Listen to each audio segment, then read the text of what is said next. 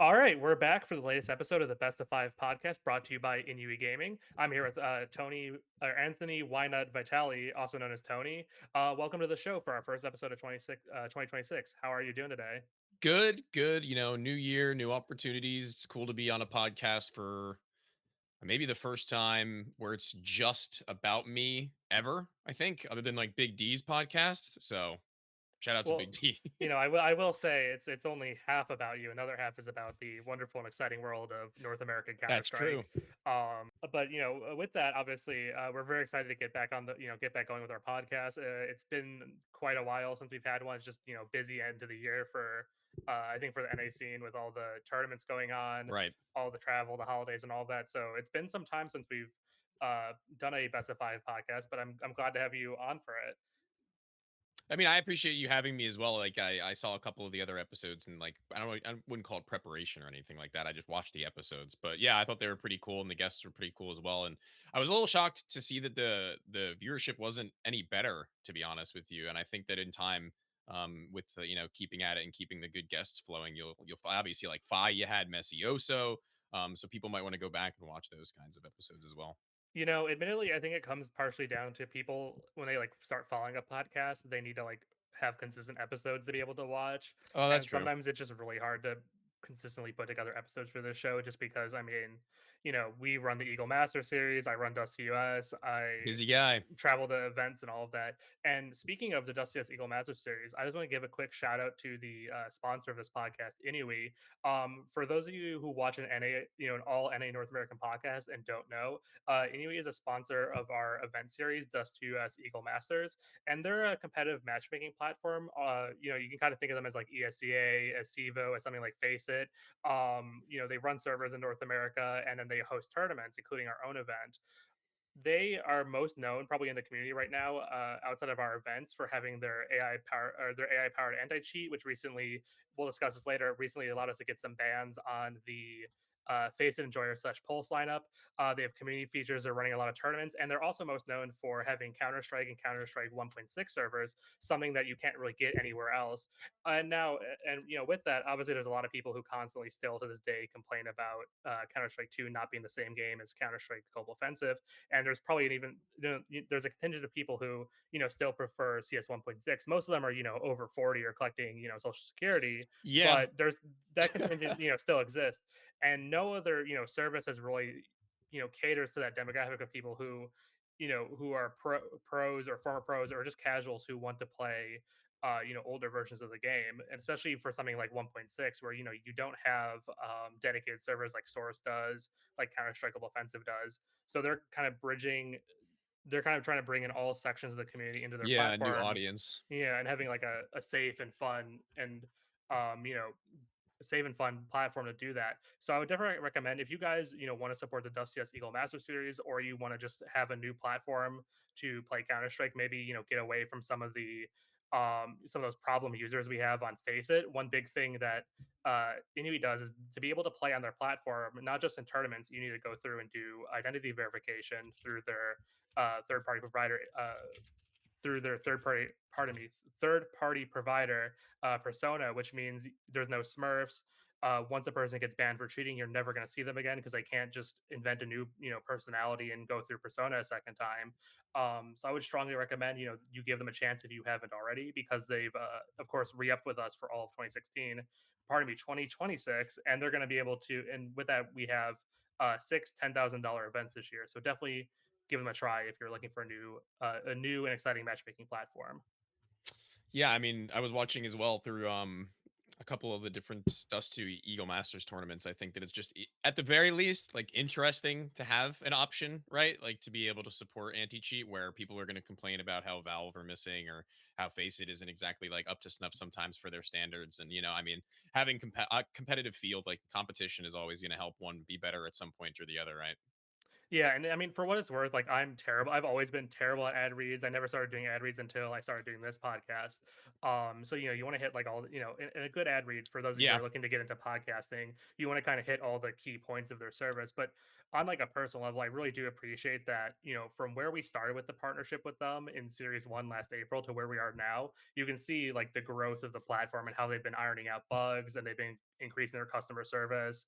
And they've been working very hard to make it a better platform. So especially if you're one of those early adopters who may have been shied away by some of the issues we had at the start of the year, definitely give them a second chance because they deserve it, especially for someone who's willing to put money into North America, which you don't really have companies from outside of America bringing tournaments, bringing Yeah. prize pools, bringing opportunity to North America. So whether you're North America or Europe or really any region, they have servers all over. So definitely give them a try.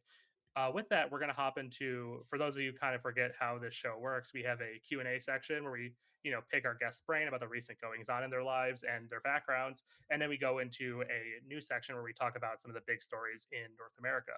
So to start, I guess we can go through some introductions. You know who I am, but for those who don't know or who have maybe only heard your voice on, various CCT, ECL, EPL, various broadcasts like that, who are you and what do you do? Yeah, so my name is, like you said, Anthony. Why not Vitale? Why not backwards Tony? It takes people like months on end to actually realize that when I end up meeting them. Like, actually, they have a visible reaction to the information that I grant them by letting them in on that secret. It's like a rite of passage. But, talking about who I am and what I do now, I'm a commentator primarily. I'm trying to do a little bit more content that I have working recently, more and more on that. In the back lines that I've not yet released, but I'm very excited to. I think it's going to be an untapped market, I guess you could say, of maybe kind of videos that not really many are putting out right now. I feel, but I don't want to spoil too much on that. But yeah, commentary, that's primary focus right now. That's what we're looking to go professional in, and that's where I'm at. Now I got to ask you about your name though. Is it inspired by the other famous backwards name NA players of years past, your Cutlers, your Ethans, your players like that? Is that where you got your name from, or what made you pick up that backwards Tony name? I'm almost 100% certain that it was Ethan who inspired me, because his name backwards actually had like a meaning to it, like Ethan Naughty. You know what I mean? Like that was like the pronunciation bit where like Cutler I didn't even think of because his name backwards Reltuk. It's like not really anything, Not really anything, yeah. but yeah, Ethan. I'm pretty certain that's when I had made the change back in 2016, maybe 17 at the latest. I think it was a pretty good brand move. My names Well, so before did that, you I'd did you rather have not. a different alias before then? Let's not You don't want to share with the worry too. class? No, let's not worry too much about those. Like I hate dot dot dot or like Fine, you know what? Yeah, I may as well. It's maybe funny. I thought I was so cool, dude. I was like T Blaze with the oh yeah, yeah, yeah, spelling. yeah. That's your Discord, isn't it still? Yeah, It's my T Blaze. Liquipedia, Blayz. Not even normal spelling. Yeah, I thought I was so cool. Yeah, I think that was probably good to leave behind. I would, Yeah, I don't yeah. want to, talk shit about like 70-year-old why not, but That's gonna be like a not Nardwar fact, like 10 years down the line. a bad. Take it from me, having bad, incomprehensible, or silly nicknames isn't really a good career move. That's why I've been going more for just being Jeff these days, while Yeah, kind of holding on to the M and M's. But definitely more people know me as just Jeff at this point because of the uh I made that alias when I think I was like 12 or 13, or I took it yeah. on, so it's not something, it's something I'm stuck with, but not necessarily something I want to uh necessarily use these days, especially in a more like professional setting. Yeah, when I refer to you, like, to other people, I refer to you explicitly as not one or the other, but together, Jeffrey M&M's. Like, Yeah, I say that every single time I'm talking about you. yeah, it's one of those things where um yeah, it's especially it's all consonants. It doesn't really give a lot of insight about how you're supposed to pronounce it. Yeah. Now, so you got your start obviously in 2016, 2017. For those who don't know, you've worn a lot of different hats in your career. You've been a Yeah. caster. I believe you've done some management work. You've coached most recently at Fisher and now Detonate, and you've also been a player. In order, which of those roles did you take on first, and then sequentially after that? Well, what people won't know is that I started as a writer first. I was a journalist for a publication at the time that was called, I don't know if it's still running, but it was called Real Sport 101. And there I kind of was like, I wasn't paid anything. It was all like on my own time. And it was primarily really creative writing. It was a lot of freedom in that regard to be able to do whatever I kind of wanted, and they would just post it and I wouldn't have a deadline or anything of that nature. But then slowly over time, it started to get a little more serious, and I noticed that. So then I tried to like if I was gonna do more writing in journalism, right, I would either wanted to have greater recognition or a greater platform or pay. So then I went to talk to, I believe, Rushby Media after Real Sport 101, and then I joined their team, and that was kind of like more of like a publication that was more in line with Counter Strike than anything else, right? So that made a lot of sense for me. I was working with people with a lot of common interests. I was getting a lot of information from Ryan. Um, and then after that, I had tried out for Dust 2 US. I And remember that. That was like yeah, 2019, 2020. yeah, and that was interesting to say the least. It was a very different Dust 2 from what we know now in how it was kind of working. But that was an interesting time period. I could be misremembering, but I remember being given like a time frame for what my trial would be, and then it was just kind of like extending the trial and not really giving too much of a concrete answer as to whether or not I'd be brought on, let alone paid anything in the future. And I kind of just at one point was like losing the motivation to keep going at that point, going from like place to place to place and then kind of being strung along a little bit. And I was like, yeah, I can't do it anymore. So that was the end of my writing. That was pretty much the end of that. And so from there, you go on to be a Right. player or a coach next. I never actually played seriously to any like crazy degree. Like I never had aspirations to go pro, so I wouldn't even count that time. I would say I went from writing to casting and then to coaching. And playing was almost just like the fun hobby that I had in between those things that I was taking more seriously. So yeah, I think that would be the order. It would be writing and then casting and then coaching and playing on the side, pretty much. And correct me if I'm wrong, but that eventually takes you to enroll at Fisher College, which is kind of the esports college in Boston, right? How did you end up going there for school? And was it the do esports, or did you go there and then start doing esports because you were there? Yeah, What came so first? I don't know if you're familiar or if people in general are with Jackson Deprive Brown. He was a part owner of LCA at one point.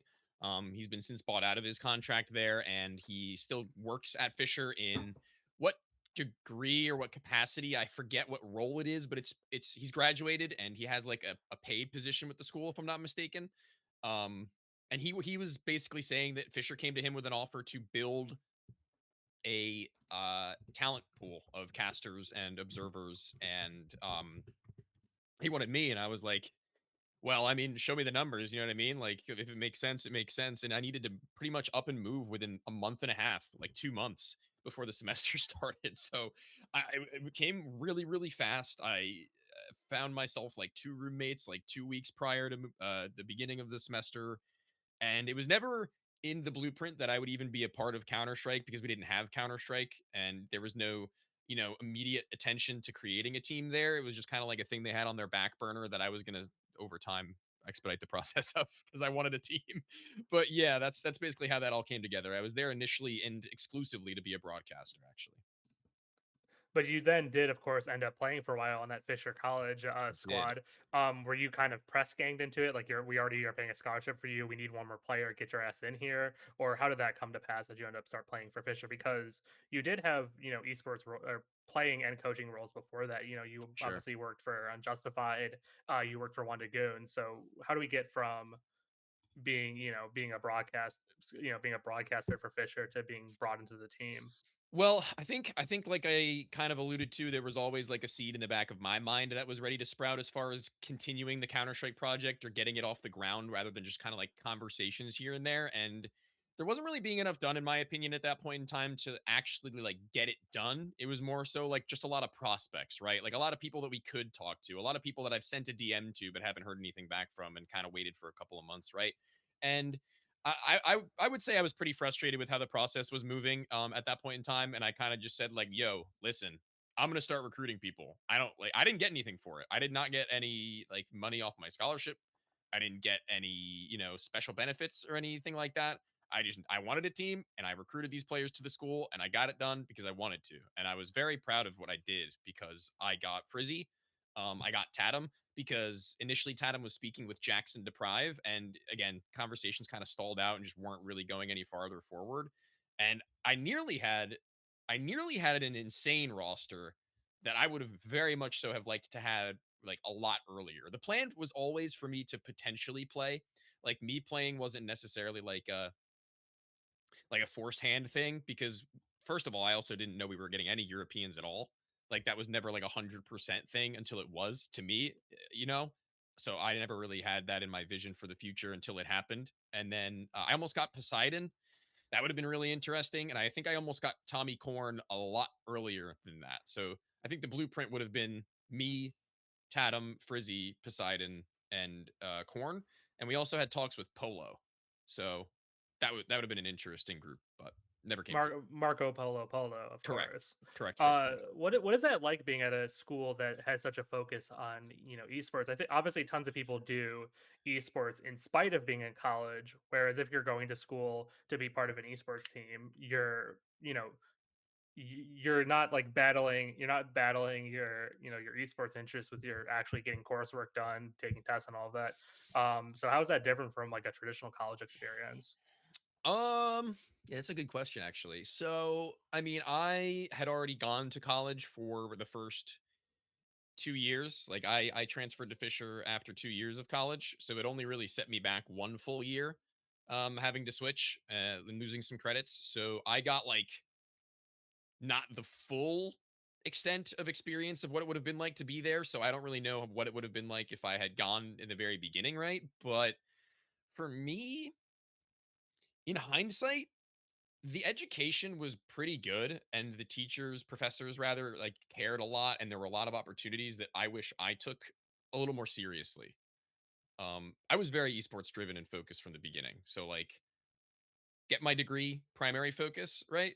And beyond that, it was just like no above and beyonds. It's like lock in and get the results that you need, get the work that you need and get out. Like that was always it. Get your degree.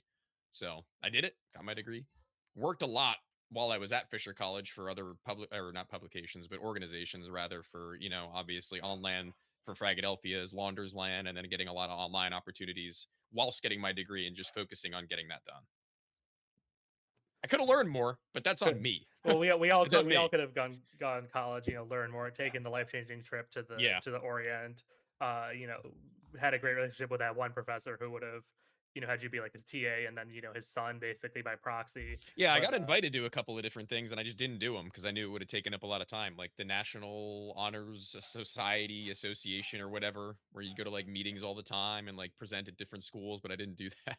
it's kind of like I mean it's a little like dorky though, isn't it? Yeah, Like I it's mean, I like already play esports though, so how that's more of dorky like can I it mean get? that's more of like a high school You know? thing. I can imagine being like 22, 23, being like, this is why you should focus on your coursework and have great, don't drink. Like it's a Yeah, yeah. little it's a little bit like too You it's a little promote bit drinking in college, Jeffrey Mnmzzz, they better be le- 21. yeah, legal drinking, of course. I mean, no one would ever no one, especially in esports, would ever I underage a sure drink didn't. while in university. Yeah. Um Jokes aside. And so, you're there at Fisher for a good amount of time, and then you make that Yeah. transition to being the coach of the team because you bring in a lot of really strong players. Your Creepos, your Refuser, Yeah. your Thor, your Thor briefly, Tommy. Tommy. A big focus being those European players. Yeah. What's the whole? How do you? What's the whole recruitment process? If you have any insight of that, of getting a European player to come to an American university to play esports, like what was it like for those guys? And did they ever explain to you like their executive rationale for coming to America? Yeah, so basically there's this agency that they are were all a part of or rather maybe contacted and wanted to like go through to go to college for an esports program in America, and I think it's esportudian or something like Isn't that. it like esportian, Esportian, yeah, something like that. esportian? Yeah. Yes, yes, that is it. And it's pretty much just like contacts the schools directly and is like, "Yo, here's our player. Do you want him?" That's kind of how it just went. Like there were a couple of different schools that got contacted by them for those players, and they could have gotten to a couple of different schools. And I don't know if I'm at liberty to say anything like that, but yeah, they basically just the same exact company got. I'm pretty sure all four of the Europeans for us. So, and I didn't have any contact with that, me personally. They were not interested. That was purely from a management perspective where they had gotten into contact with those guys. You're like, can you represent me? And they were just like, no. No, no, I don't think we'll be doing that today. Sorry.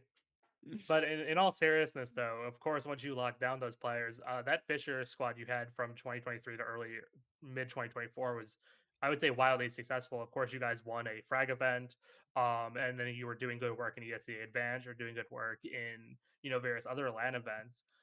That's something pretty unique. If you look at sort of collegiate squads, you have your Davenport that did well in the NA circuit. You have your Fisher that did well in the NA circuit, and then you have all these sort of other collegiate teams that are usually like open, intermediate. They go to Fragland, they get blown out on day one. Uh, Yeah. what's that like to have? I mean, what's like the balance there? Because obviously, for people who don't know, you're not just there to play like ESEA Advanced. You also have like the Collegiate League, your NACE, your Star Series, your Star Ladder, Star Series, your GL. Yeah. Uh, what's for one, what was it like to have like the successful collegiate roster, that you were in charge of in your first truly big coaching role? And how did you guys sort of balance the time between playing these competitions you're known for and these competitions that like you're actually like on paper there to compete in? Well, that's the tough part. Um, I think that there is a certain degree of excuses that can be made, but I won't accept any of them as far as balancing life and results that equate from that go. So, like having to go to school, having to play in, the guaranteed collegiate divisions that we have to in order to be representing by the school, playing at lands as well as playing in any other cups or, actual ESEA, like that's a lot. And I think we can admit that that's a lot without using it as a crutch when things don't go right. Because I think that a really good example of that would be that we got our team together with Tommy, uh, and then a month and a week later we win Frag Tap, right? And I think that that was a good example of us having a lot of time to do as we pleased. Like we used our time and allocated it as we pleased, whether that be dedicating it to the game, whether it be doing classwork or being, kind of a little bit more relaxed and just hanging out and getting a good vibe. But when it comes to then a month and a half later, Frag 18 was a nightmare for us. Like we were on finals week, we were taking finals at the event, we were ensuring that we were passing our classes before we went to that. We had matches to play for collegiate at the venue for two different best of 3 finals that got in the way of us actively participating in that tournament. And I think that the result there is something that was unacceptable for many reasons. And I think that honest and truthfully, like that is just one of the compounding things that just made it all the more difficult, but we can't even use that as an excuse. Like we should be winning and playing better there. So I guess if you want like the duality of man is that we go to a LAN and we smash, and then a month and a half later, because of different circumstances, we get smashed, right? So I guess to answer your question in short, really quickly, it's not easy and it's never consistent. So like it's just kind of like how it works, I guess. I just have so many, one of my like one of my side like project side hustles has been like trying to figure out like what collegiate esports' deal is, and I think a lot of people have those kind of questions because for better or worse, even if you follow like ESE Advanced pretty religiously, you can kind of completely safely ignore the collegiate scene, and it never has to come to your attention. And I don't Yeah. think you'd be the lesser man for it. So one of the things, are you able to take these collegiate leagues as seriously as you think you maybe are expected to, knowing that a lot of the teams you're playing are like intermediate level teams or like open teams? I mean, is that true? Are most of these teams like just kind of paper tigers or even not really worth your time? Like what's to start, like what's that kind of like having to take these events seriously? Or do you even take them seriously against these teams that are so far below the level of this, European land winning team that you've assembled? Yeah, there's a balance. I think the way that we looked at it was basically taking the teams that we think are going to be quote unquote paper tigers and using them as practice. Like instead of scrimming, that was our practice. Like we were using some leagues as a way of like trying new things out, making sure our executes are good, like dry running against teams, quite literally like hard practice on things that we were trying to do.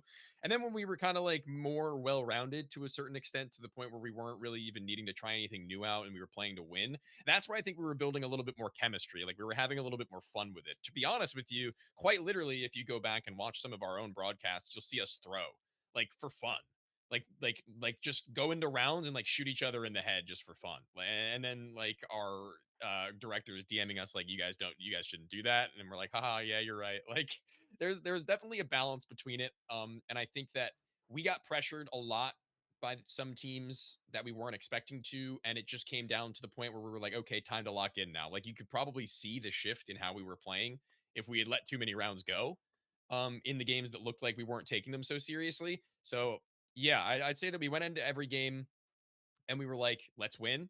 And then we would go up a certain extent and we'd have a little bit of fun. And then we would realize we were having too much fun sometimes and then have to relock in again. Right. So I'd say that, yeah, we did take everything seriously up until we felt like it was maybe a little bit more beneficial to us to actually like build ourselves as teammates and have a little bit of fun with each other as opposed to just being like, well, job is done, work is done. See you later. See you tomorrow. And what is the real what is the real level of like the average collegiate team you run into while playing these leagues, like in the regular season in the group stage?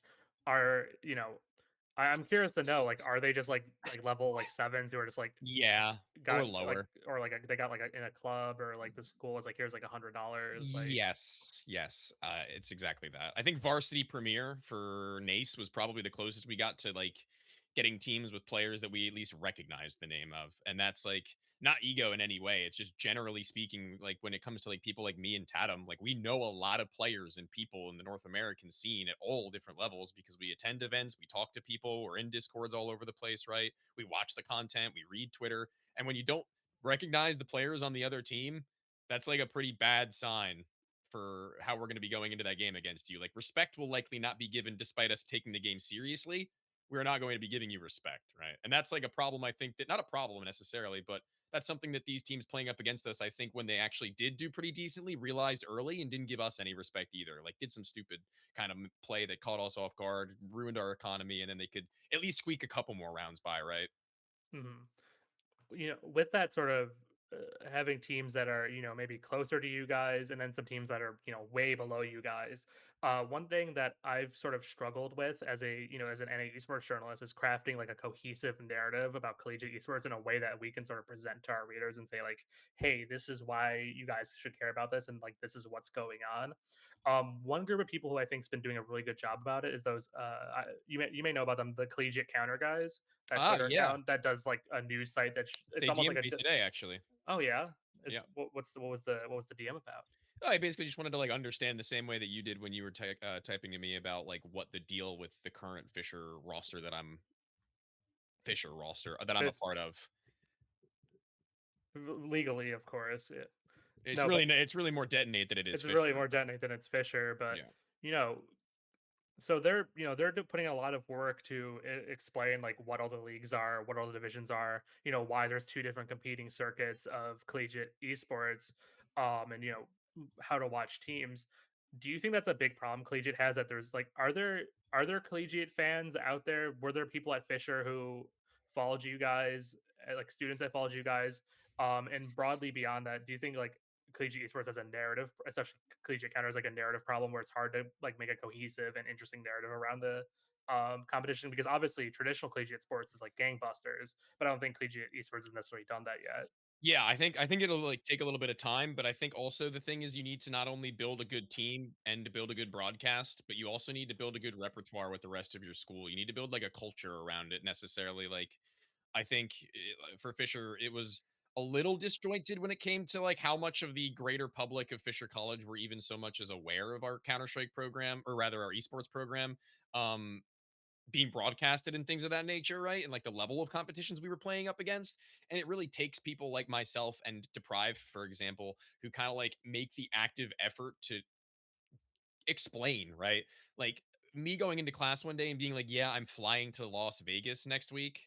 Like that's pretty cool to some people, and they're going to be like, "For what?" And I'll be like, "Because we're playing in an esports tournament over there." And they're like, "For money?" And I'm like, "Yeah." And it kind of just builds this thing up where like some people that I knew were like, "Send a link, and I'll tune in for a little bit." And if you make the conscious effort to actually try and connect with people, then it'll make sense and it'll work, and you'll be able to build narratives over time. But if you don't actually bridge the gap between the production being done as well as the audience that you're looking to connect to, and you're just posting tweets, it never really will do that, right? So like more schools are going to need to be a little bit more focused on actually promoting outside of just like a tweet. You know what I mean? Like they need to do something in order to try and maybe do like an event or like a panel with the school if people do want to attend and see what like the whole thing is about.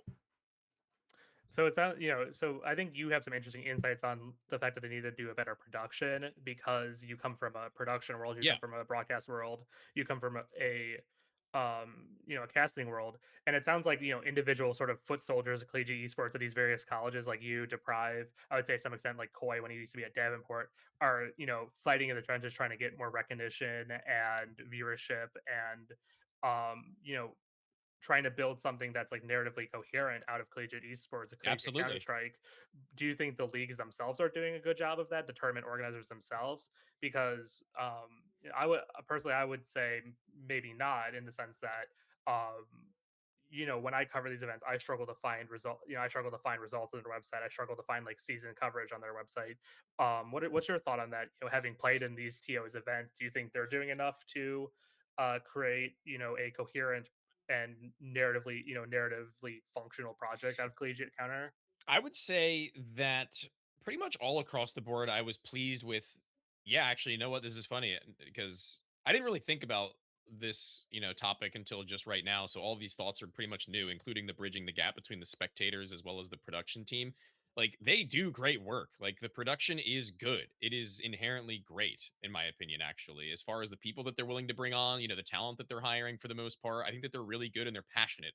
The problem is that I don't think that they're doing as good a job either at connecting their product to any specific audience. I don't think that they're catering to anybody. I don't think that they're taking advantage of the players at the top side of their divisions to try and maybe make like a story. Like they can put something on Twitter or like do a hype video or something. Anything to actually like get people in the mood and energized as well as knowledgeable about what's happening. The closest thing that's happened around that is the community doing it, like your counter nature, right? Like your collegiate counter even. Like these are the people who are like doing passion projects of their own on the side that are trying to create that platform for people to actually know what's happening, as well as to have some sort of like power ranking, as well as to even care for any reason as to why I should be watching any of your league's matches, right? It's up to like the colleges to promote their players and their teams and do like maybe a little bit of content on the side, like whether it be like interviews or backgrounds or things like that, highlight movies, and the same thing I think goes for like tournaments. Like give me like a weekly recap, give me like a 1 minute YouTube short about what happened or something. Like give people a quick, even if it needs to be like a fleeting, sound bite of why they should care or what's going on, right?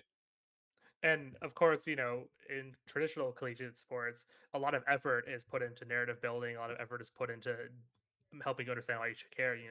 Yeah. The SEC, the Big Ten, they spend a lot of money and a lot of effort and a lot of time trying to explain for SEC like why it matters more. For the Big Ten, it's we have more than 10 teams. We're awesome. Fuck Yeah. you. Not bitter about it, but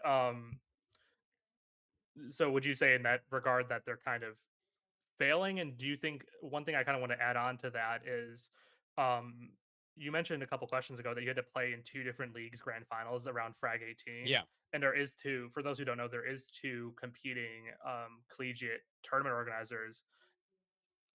First, what are the name of those? See, this is the problem. What are You the names got of the? Playfly, I think that they go by now. I think that's what they go by now. Playfly was one. That's not reassuring if you don't know. I don't. I'm well. Playfly is the one that we won very recently. On land that was in Arlington.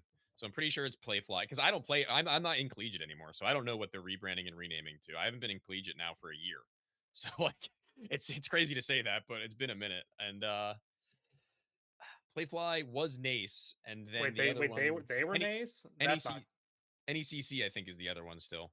so. Playfly, which used to be NACE, and then you have NECC, and then you also used to have Star Basic collegiate was League a thing. or Basic Legion, Star League, I Collegiate don't I Star. don't remember, But man, to so, be but honest. that's to my I might be point is that wrong. I like might if be we wrong. there's all these acronyms, there's all these names, there's two different competing brands. Do you think eventually something has to give, and we just have to have like one collegiate TO for it to continue growing?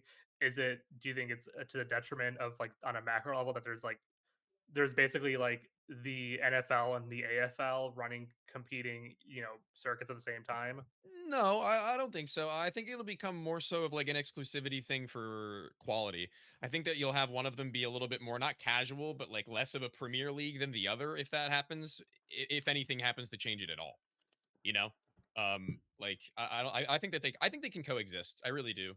And not only that, I think that it's kind of healthy that they coexist and compete against one another. Kind of how we were talking before about INUI versus other or NHE platforms like Face It. Like having those two at the same time, or like not obviously clashing with one another intentionally, because that would be really dumb. But their existence and making you kind of block out your schedule accordingly, I think, is something that's not only healthy because it offers money to these kids who are trying to do things, and also like land opportunity. So I think it's good that they exist, and I don't foresee that changing. And if it does, I would be upset. Um, s- you mentioned money there. So can something I've always wanted to know is like, do collegiate players who play in these events, if they win like a prize pool or they win like in a regular tournament, do you get the money or does the college get the money? No, no, 100% to the players, as far as I'm aware. 100%, no cut. So I've never gotten my things cut. well, that's good. I mean, at least I'd say that's kind of interesting as well because we talk about money in college sports is like such a you can't. I mean, now you can, but traditionally you couldn't just hand a player a check and like be like, here you go. But apparently it's the norm in collegiate sports, which is I think is or pardon me, collegiate esports, which I think is definitely interesting. Yeah, Moving on from this collegiate talk, you did kind sure. of highlight there that there's like this Fisher but not Fisher that's detonate roster you just formed. There's some familiar names on there, like you said. There's Tatum, who people know who played for Fisher previously and who's been in the NA scene for a long time.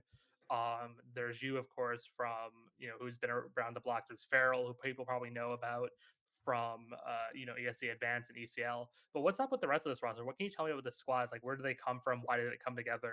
What are the goals of this project? Yeah, I think a lot of people would be familiar with Chante, formerly of Regain, when Regain was on the rise initially, like when they were pretty much like the gatekeeper team of playoffs in advanced, and then the team that kind of started to push further and further before they started to actually experiment with their changes, right?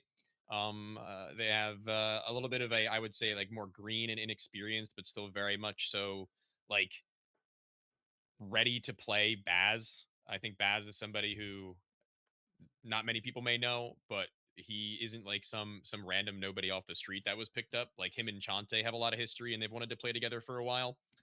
And the last Momiji, who was actually a Valorant player who has a Liquipedia on that page.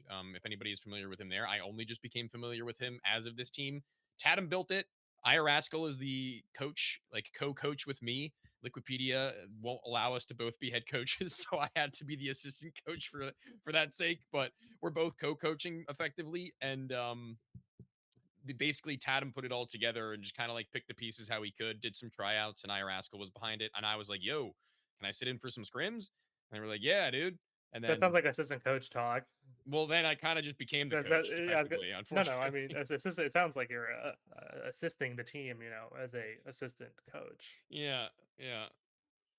But what are the Let me goal? rephrase. I was coaching in the scrims I was sitting in with, and Rascal wasn't Mhm. there. He has a lot of other responsibilities going on, and sometimes he also had a PC issue for a while. But right now, it's still kind of up in the air as to who's coaching right, to the fullest extent and who's not. But for the time being, I'm in the driver's seat until he gets back full time. I just don't believe in the concept of really like co-rule. You can't have co-emperors. You can't have Oh well, co-IGLs. I don't You like can you can't own have like anything. I just give ideas. Like if he disagrees, he was there before me, so that's why he's the head coach. Like if he has, if he wants to push something, like that's not really on me to try and trump. right. No, I'm kidding, of course. It's Oh, just you're one of right. those things where it's like, I think there has, but I do think there has to be like one coach who maybe has like a deeper line to the IGL on the team.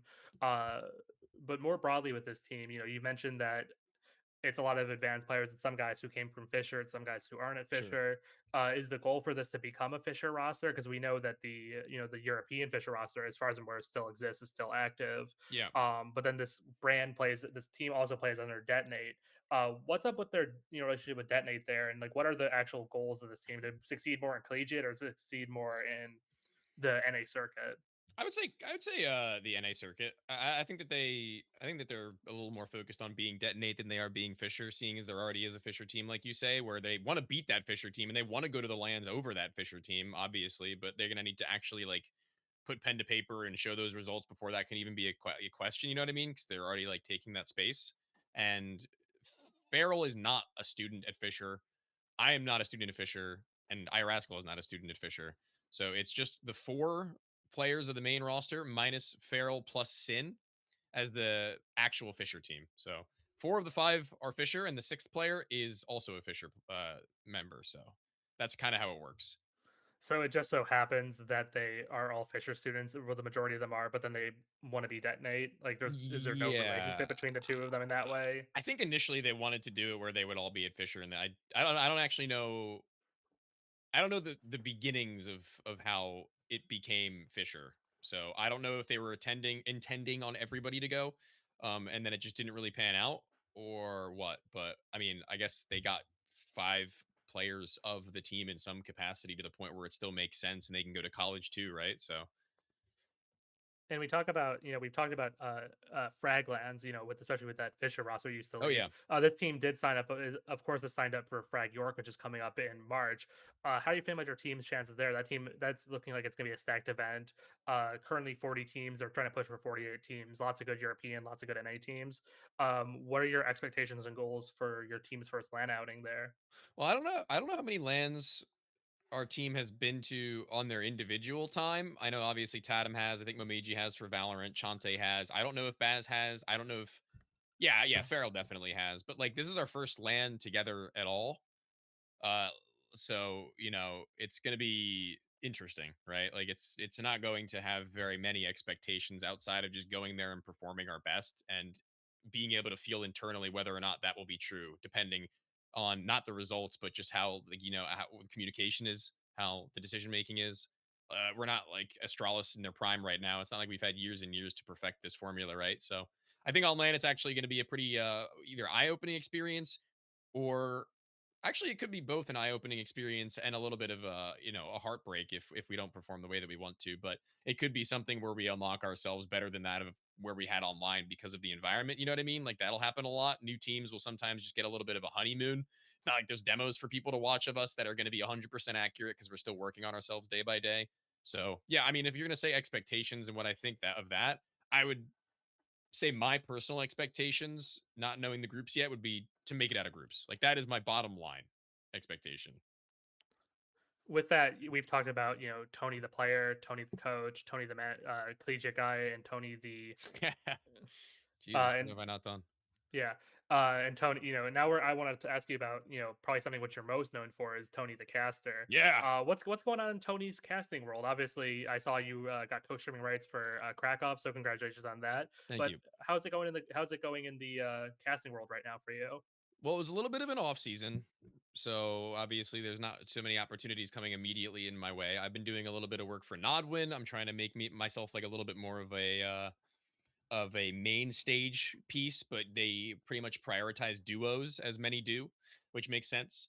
CCT has given me pretty decent opportunities as well upcoming where I was once contracted. I unfortunately didn't really have the time when I was contracted to prove that I was worth the contract, and I was a little bit of a scheduling problem. And then I graduated, and then they had already kind of made their decision that they were going to move into a different direction and keep me on as a per tournament hire, which is fine. I completely understand that. I think that's reasonable as I had a little bit of a track record for being like, oh no, I just realized I have homework, or I know I have class. Oh no, I overslept, things like that. And being a college student, it wasn't easy to balance, but I tried.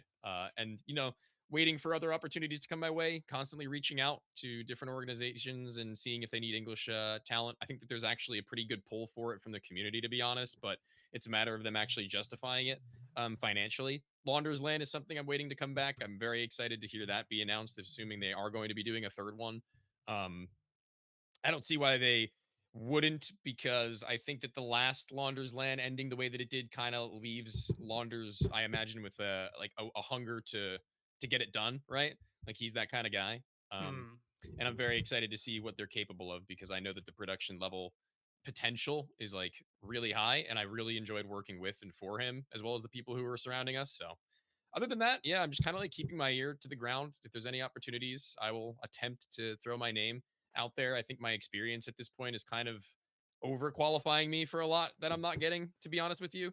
Not like asking for like pro leagues or anything of that nature, but more so just like these tier two organizers online. I feel like if they're looking for somebody and I open up Liquipedia to their page and the person that they have on the broadcast doesn't have the page of their own, I'm like, dude, come on, man. Help me, help a brother out. The North It's Americans need it's some it's all love. it's all you NA has. It's all you care about is the damn Wikipedia page.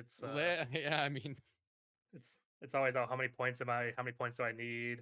How many points is this frag limit at 2? Oh, can it be more? No. It's always all those damn Wikipedia points for you guys in terms of getting that recognition, that page. yeah. Is that actually something that you guys like? Is that something that's actually important to you guys that you talk about, like the Wikipedia page? Be honest. Well, Like you and your caster buddies, you know. yeah. I'd say no, because for most of us that have it, see like mine got made before I even had a number of points. Like mine was made when I was at like 70, and I think you need like 75. So I didn't even know it got made, and I was like, "Yo, thanks, bro." And from that point forth, I used it for maybe like a month as a joke to be like spamming like a bind in a matchmaking game or something to Be like like, mess I'm with better than somebody. you. Yeah. Be like, no, like linking my Liquipedia and spamming it or something, and like, just like joking. But like, no, not really. I think that the people who don't have one are just kind of like counting the days until they do get one is the thing. You know what I mean? They're like, I'm so close. I'm so close.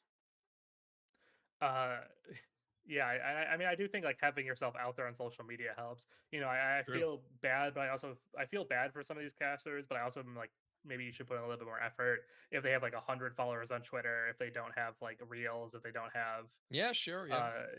if they don't have that work that's been put into like because it's all at the end of the day, all broadcast work essentially is advertising yourself to be like, I should be part of your broadcast over the like other 50 hungry people who will do it at the same time. Especially with how many new NA talent there is that Yeah. that have come in the last few years. Like you really kind of have to fight to get any paid work right now, as at least from looking in. I mean, dude, I just volunteered to cast Nine and Fnatic to qualify for the major. Like, if you go back on that best of five and you look at the work that me and Donnie Buckethead had did, I feel like it's just kind of a slap in the face to not get even like a nod from any of these other tournaments to be like, I want that. You know what I mean? Like the level we brought to that is something I don't see anywhere. Frankly, it feels like outside of a tier one level anymore, like anywhere. And that's not to like slight my coworkers in any capacity because I think that they're getting good opportunities. Actually, I think they are the ones who are deserving of it. But when it comes to like me and the people that I work with from North America, I feel like we've showcased enough and haven't been given really much of any a chance to actually do that anywhere else, which is just all we ask for is a chance, not like a guarantee. Again, not a pro league, not a major, like nothing to that degree in the slightest, right? Ted, he gets the major. That's the guy who I think worked really, really hard and networked really, really well, and is the first example of somebody getting the chance at something that obviously also a very high level that I'm happy to see, but more of something even close to that at lower levels would be cool, right? And for those who don't know what you're referring to there, that Nine versus Fnatic game is, of course, you and Buckethead casted that best of five finals for a spot at the Budapest Major. Um, that was about 5, 6 months ago, and we did actually see recently that Buckethead got that spot on next big Yes, caster he to did. go work EPL. As someone who you worked with him, not he's not your permanent partner or anything, but as someone who you worked with at least for a couple matches. Are you proud and excited for him to get that opportunity? Yeah, absolutely. I went into that in the same competition as he did. We did the next big caster thing, and although I wasn't a huge fan about how it was actually ran in the end, I think that he was probably the person that I was, or one of the people that I was like happy to lose to. You know what I mean? Like I smiled when I saw that he won because I think he's really good. I think he works really hard. I think he's a great guy. He's one of the greatest guys that I know in esports in general. So And seeing him, maybe even of all the men, maybe he is the greatest maybe he's one of guy. the greatest people of all time. Like who knows? Possibly, you never know. I don't know all the guys of all time, so I can't really comment on that. But he's definitely, as far as my sample size goes, he's up there. So Of our small sample size, he could just he's be.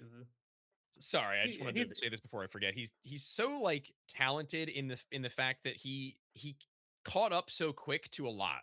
Like he puts in the effort. He makes sure he's well read. He researches deeper than many would. He makes sure that he shares as much as he can in order for the broadcast to be as good as it can be. And these are things that I see in myself that I really liked. So to see somebody else reflecting some of those same things that maybe like get the bag mark, I would even say, it really encapsulates on Fragadelphia streams.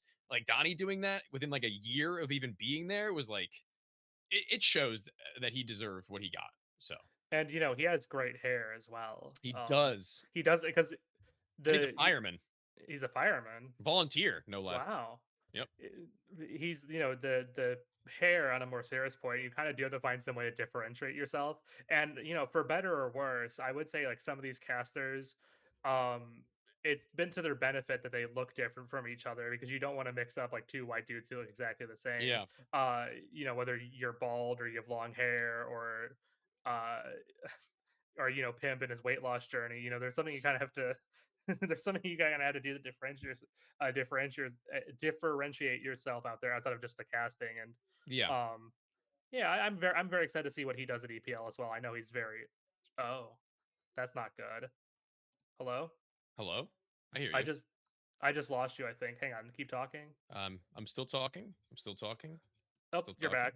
talking. I don't think we. I don't think there you are. I think I lost you on my preview, but I didn't lose you on broadcast. So I think I can just kind of cut that back in. Okay. So cutting. Welcome back. Hi everyone. What was it? Oh, okay. So you worked with Buckethead at Frag of October. That was obviously a good experience for you. Very great match to It was cover. incredible. Worked out very well. I think it played at least a somewhat significant role in him getting that EPL gig. But you mentioned earlier that you don't actually have a duo right now, and that having a duo is kind of important for you. What's going on in uh, so who have you worked with in the past in your duos, and what's going on in your hunt for a new duo to work with? Well, I would say that well, I didn't say I don't have a duo necessarily, but they work in duos there, and I need to then kind of not only convince them that I'm good, but my duo is good, and that we're better than the options that they have available to them right now, right? And that's not something I think is very sportsmanlike. So that's not something I'm going to go around and do. I'm going to do it through the work that I actually perform in. And Vincent is somebody who I've been working with and have worked with for a really long time. I'm moving in with him in like 3 days actually. Him and King, if you're familiar, people who are listening, and yeah, I mean, he is going to be my foreseeable future duo for anything we want to do because we'll be in the same house. We'll have a recording studio to work for. So, I mean, that's something we hope that over time people are going to start to see and they're going to be like, wow, these guys are pretty good. And also, they're a duo. And also, it would, be economical to fly them out or whatever the case, right? He's tall and he's short. He has long hair and he has short hair. They're perfect. They're Exactly. like the Mario and Luigi or of Kind of, yeah, the sure. of the SpongeBob and casting role. Patrick. That's what John Patrick of the I'm casting role. SpongeBob. He does Keller and he does play by play. They're perfect for what we're looking for. Yeah. Yeah, definitely. So that's good to hear you're still keeping the partnership up with Vincent. That's been something you've been had for a pretty long time, right? That working relationship with Vincent. Yes. Yeah, I've worked. Well, he was at LCA as a caster when I first got there, like 5 years ago, and then over time, kind of just like working together in different capacities. Being kind of like you scratch my back, I'll scratch yours. Like here's a gig. Okay, here's a gig. It kind of like over time just became like, hey, this is a good thing we got going here. That's good. I think that's good to hear And that you're Vincent also keeping. has like another duo in Get the Bag Mark as well, kind of sort of like when obviously he's got a lot of work with him, whether it be in CCT or collegiate. So it's kind of going to be a little bit of a balance for a bit. So you have to share Vincent. Kind of, sort of, yeah. That's Mom, tough. mom, mom said it's my turn on the Yeah, co-cast. I have a duo today. Well, I mean, that's good to hear that you're keeping hopefully gonna be more busy soon with casting because I'd say, I think you're a pretty good caster, yeah. Thanks, Yeah. thanks. Hey, Yeah, no worries, man. appreciate Um, that. now now that we've talked about, Tony for a good hour and Whew, 45 minutes, yeah, enough we of that can guy. phew. Let's get to the second section of the Best of Five podcast where we get to hear your thoughts on some topical North American Counter-Strike news. And we have a good selection of topics. Of course, we just We came out of do. Roster Mania for North America. Some of those are a bit long some of those are a bit long in the tail. We won't be talking about, for example, like like Jaba joining M80. We kind of seen that's already been. Or I think we NRG can or fairly say like, yeah, that's a pretty good move. Or OC yeah. returning to Energy, like that's seems like that's working out pretty well for them. But there's plenty Hmm. of things that have been going on recently that I think have flown under the radar. And the first thing I wanted to kind of pick your brain about is the demise of Skinrave. For those who don't know, last week we saw that the Skinrave organization dropped their team due to the ability to advertise because of Valve's new rules around skin sponsors. So there's two, different angles to this. There's obviously the demise. What does the demise of skin sponsors say on a macro level about the scene, and what are your feelings on the roster itself dying? Because for as far as I'm aware, that roster is not planning on sticking together. I think the easiest place to start is what are your feelings on that roster suddenly dying? Yeah, I mean, it sucks. I don't know what the context was as to what the options were for Skin Rave as an organization. If they could have like rebranded in any way their team or called them something different, like Rave, or like just like any other name and had them represent as this as if they were any other team. But I guess it didn't make sense for them to do that. Like that was the whole point. Is that Skin Rave? I'm assuming already has a hand in a couple other organizations, and then they wanted something of their own. But yeah, I mean, for the players, it really stinks. I think that that was something that was kind of a good middle ground to have when it came to like major qualification territory and those who were on the precipice of being brought on for that sake, right? Um, and you have a couple of players who are now free to go to other teams where there isn't very many options for them, to be honest with you. Like there aren't very many teams even close to that caliber that may be worth their time and worth their while. Like I think like the closest like mechanical statistical upgrade I could even remotely think of would be if Junior managed to get in place over Slight in Boss. Like that's it. Like And Cryptic, I that's an unpaid yeah, Orgo squad. So it's like that's kind of what I was thinking about the other day was so we're both of the fairly obvious conclusion that hey, this was a good team that was together. But is there anywhere that, like that any of these players could go and be upwardly mobile? No, I don't think any of the teams are really looking for a new IGL right now. I thought Wildcard might have given a shot to Cryptic. I was thinking that was the thing that was going to happen, but they didn't. could try having an IGL would be a good probably first step for them. Just you need someone to It's a good call one. it around. That's a good one. That clearly hasn't turned out. If you look at Junior, for example, he's someone I've really come around on as a player. I was kind of skeptical of him towards the end of Counter Strike of CS:GO, but now Right. Counter Strike 2, I think he's a really much more well-rounded player. But is he much more well-rounded player enough to replace like OC? Is he enough to replace replace OC or I replace don't like think so. Ultimate? Maybe replace Ultimate. I don't think like would be looking for an NA player. M80, is he good enough to replace Slacks? Well, that's an I interesting thought, I guess. That'd be wild, but like I guess they could save themselves some space on the VRS board for another European if they ended up getting Junior, and I doubt he would be that much worse than Ultimate, right? right. That's a It's just it's a it's sick. way out there idea, but like It's the fucked fact that up. I even It's have to sick. think about that right Yeah. now is just not really where I want to be. I'm sick and tired of this player. I've had enough of Ultimate, of course. Okay. I no, not Junior. No, I've had enough of this Ultimate guy. Okay. It's been 7 years since Liquid have won their last title. Yeah, I mean, time Yeah, is just it's a thing that's moving, and I forget that it even passed at some point. And like, I mean, kind of like to segue into one of the points that I know you wanted to talk about was like the wild card situation where they just signed Hexed, and I was like, sure, but like for the wrong player in my mind. Like I'm trying to think about how I would brain that out. And, I position for position, the place that they were actually pretty happy to see him perform in was in place of Wreck on M80, right? He was in those same spots. And if you put him in those same spots here on Wildcard, I would have liked to see him with Cryptic. That's like a stable enough core where I think that they've got actual damage to be done. Like if I'm looking at Hexed, MHL, and if this is my option, Cryptic to call, like then so be it, right? there's a lot of weird things about this wildcard roster. We did publish the other day that they're going to be going to 3 lands in Europe soon. And hopefully that'll be enough for them to kind of figure out like what the leadership situation is Yeah. over there, because I don't know if you saw any of our coverage when they played in Miami. The question constantly we were asking them was like, who's the IGL for this team? And they're like, oh, we're just trying out different things. It's day by day.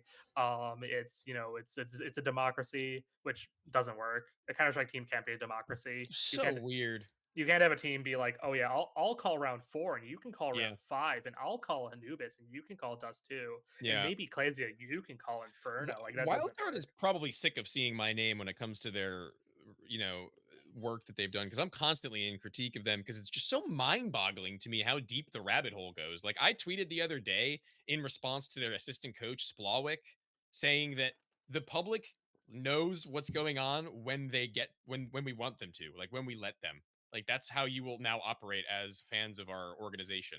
And this is in response to the fact that Sen or S Sen or however you want to say it, he was We'll never have to find apparently A We'll never have stand to find out. a stand-in? Apparently, he was that whole time just either they called him like a substitute or a stand-in, and we didn't know that. They didn't publicize that. He was just a full-fledged member of their team as far as we were concerned. That was a weird interaction too, where like And I'm Spavik like, was "What?" like, "Oh yeah, he's always been a stand," and you're like, "Well, why did you say that?" And they're like, "Well, it's a secret. Like it's." Not no, not even that it's a secret. It's that it's for us to know and for you to find out. And it's like that is not how you operate with an organization that has historically already been very bad with communicating with their fans, let alone the greater public beyond that. And fans are not happy as is. So don't tack yourself onto as a new member of their team another irresponsible and not credible source of information. Like I mean, imagine if you bought, imagine if you're like, "Damn, those guys did really good at Miami. I'm really excited for this game. I'm gonna go buy a Sen jersey right now," and then you're like, "And he's left." and he's gone. Behind the scenes, what I've been hearing with that team is apparently Sen has another team already lined up. So maybe like officially he was always going to be considered a stand-in. Like we need a fifth player to start the season with at Miami, but I don't believe them personally. I think he was a starter, and then another team, from what I've heard, came knocking, and then they're like, "Okay, well, we'll just sell you. We'll sell you onto this team, and we'll find someone else because it doesn't make sense. Like that they made that video, they made the announcement video for the team, and there's no mention that he was a stand-in. Like you think that'd be something that'd be prudent to mention from the onset to be like, all right, we know you guys don't know this Sen guy, but don't worry, he's just here to help us get some VRS points, and then after that, it's chill." Yeah, I don't know. Whatever, man. I mean, at this point, it's just I don't even have a bar for what is next as far as that is concerned. So, Now, like, I mean, do you like? How do you feel? Like, so Hex joins as wildcard roster. How are you feeling about it? Today as opposed to tomorrow or a week ago. I think their firepower is very easily ready to be winning like a lot in North America specifically. Like, if we're talking about the teams that still play in NA outside of the Fragadelphia events where the European teams do come, and even there, I think that they're ready to like take adjust to Eagle Masters like handedly. Like they just should be able to walk into the server and shoot everybody and win like against all of them, which is great. But that doesn't create a team. It doesn't create a culture and it doesn't create a long-term project. And I need to see from them that without an in-game leader, even with me being a skeptic, that it'll round itself out in the way that they're kind of alluding that it should. Or I think that there was a lot of pressure on somebody like James IRL to build this team or to be a part of building the team. And when if it doesn't work, then we're going to be kind of like confused at the start of it all, right? Like, where was this big beginning that we were building up with through the social media posts, right? Yeah, well, I mean, there was that tweet where I was like, "Hey, dog, like, congrats on the new roster. Like, who's the IGL?" And he's like, "Wouldn't you like to know, journalist boy?" Yeah, And like then like, whatever. yeah, like whatever. Um, and this is something I touched on, when the roster was first formed. Do you see anyone in this team who you naturally point to and be like, "Yeah, they'll probably rise to the top and be the IGL eventually"? Because I was kind of tooling around with this idea with some other people, and we didn't see anyone that like were okay. So like, if we just go down the list, right? Klazia, no, like absolutely, obviously not. Like he's not gonna be the IGL. I I think it's got to be one of Rec or Classia. Actually, I think I disagree on a little bit, only because Classia is a guy who wants things done a very particular way, and I feel like historically speaking, when people talk about like quote unquote attitude issues and things like that, like those stem from players that have an understanding of the game of their own, pretty much for the most part, where they just can't really control how they let their message loose. And I think that if anybody is going to be, becoming an in-game leader, it's the players who are like that, right? Like where they have something in their head that they need to learn how to vocalize. And if they can't, then it's like sink or swim, right? So I think he could. I think he could. Will it be good? I don't know. But is it something that he could stare down the barrel of? I think absolutely. And then I other just than don't that, see wreck. him as So like a natural. I just don't see him as like a natural leader. Maybe he's someone who wants to play the game a certain way, but does that translate into coming up with strats for your team? Does that translate to you know being like the emotional anchor for your team? If he's someone who's been known to be, you know, well, the in-game leader doesn't necessarily need to be the emotional anchor. I think we've learned that much from the last couple of years in Counter Strike. Personally, I think sometimes your in-game leader can actually tear your team down emotionally, but also be the caller. I think that's something that can happen. and so from there, you go to peeping, and you're like, I don't see him being the IGL necessarily. I don't see Rec being the IGL. I honestly, so my kind of thought process is, I think this might be a good opportunity for Hex to try being the leader of a team. I know it's like a weird positionally for him, but my thought process for He this is, could. he's the most experienced of any of them. He seems like he's a pretty vocal guy, and he seems like he's pretty even keeled emotionally. Yeah, he could. I wouldn't be mad at that. And I think that he also plays positions that, or rather, I don't actually know what positions he's going to be playing in this particular team. I don't know how much that's shifted. Like I mentioned before, him and Rec, I don't know who's going to be splitting what, but um, positionally, it makes sense for him in a lot of anchor spots to be able to call a team like that. So maybe that'll happen. Maybe that was actually something that played into this move in the first place, and it was a conversation they had. Who knows? I mean, if you think about it, he's worked under Net, he's worked under Nitro, he's worked under Walco before, he's worked under Sin, obviously, Stanislaw, Stanislaus. So he's worked under a lot of pretty good North American IGLs, and so he could have maybe learned a thing or two through osmosis. I know just working with a guy doesn't necessarily translate into being you can't become an right? IGL by just like watching another guy do it and be like a passive a passive audience, but for of all those players, I think he's like the most natural fit for me, unless it's MHL, just because he's European and he just Just because he's European is great. I don't know. They just know ball out there. What can I say? Like, Yeah. I mean, technically speaking, you could argue that MHL has as much, if not more, experience than Hex, actually. But yeah, definitely. I think definitely. Maybe up IGL is not something I want. I don't want MHL IGL we anymore. don't we That's don't let do me that. let We me don't do that clarify. I'm just anymore. giving a devil's advocate thing. I do not want that, and it's not going to be good if it happens. Please don't let him Don't be an I? upper and Yeah, let him own. don't actually do that. Let him own. But on the face of things, like, do good move, bad move, adding Hex to wild card. Oh, it's great. I think it's an incredible move. I think it's a safe move as far as firepower is concerned, as well as the fact that you mentioned experience. And I think that if we're going to be talking about a North American team core for wild card, you want to move forward with Hex pretty much above anybody in this team right now. So it's just so weird that we've got players that like overlap in play style in my mind. But I think historically speaking, Hex is a lot more flexible than I know just because of how M80 operated with him. Like that wouldn't let you believe that he could be more aggressive, for example, like predominantly more. Yeah, I definitely. It's gonna be interesting slash weird to see how he interfaces with Rec, kind of doing similar things. I mean, but I do.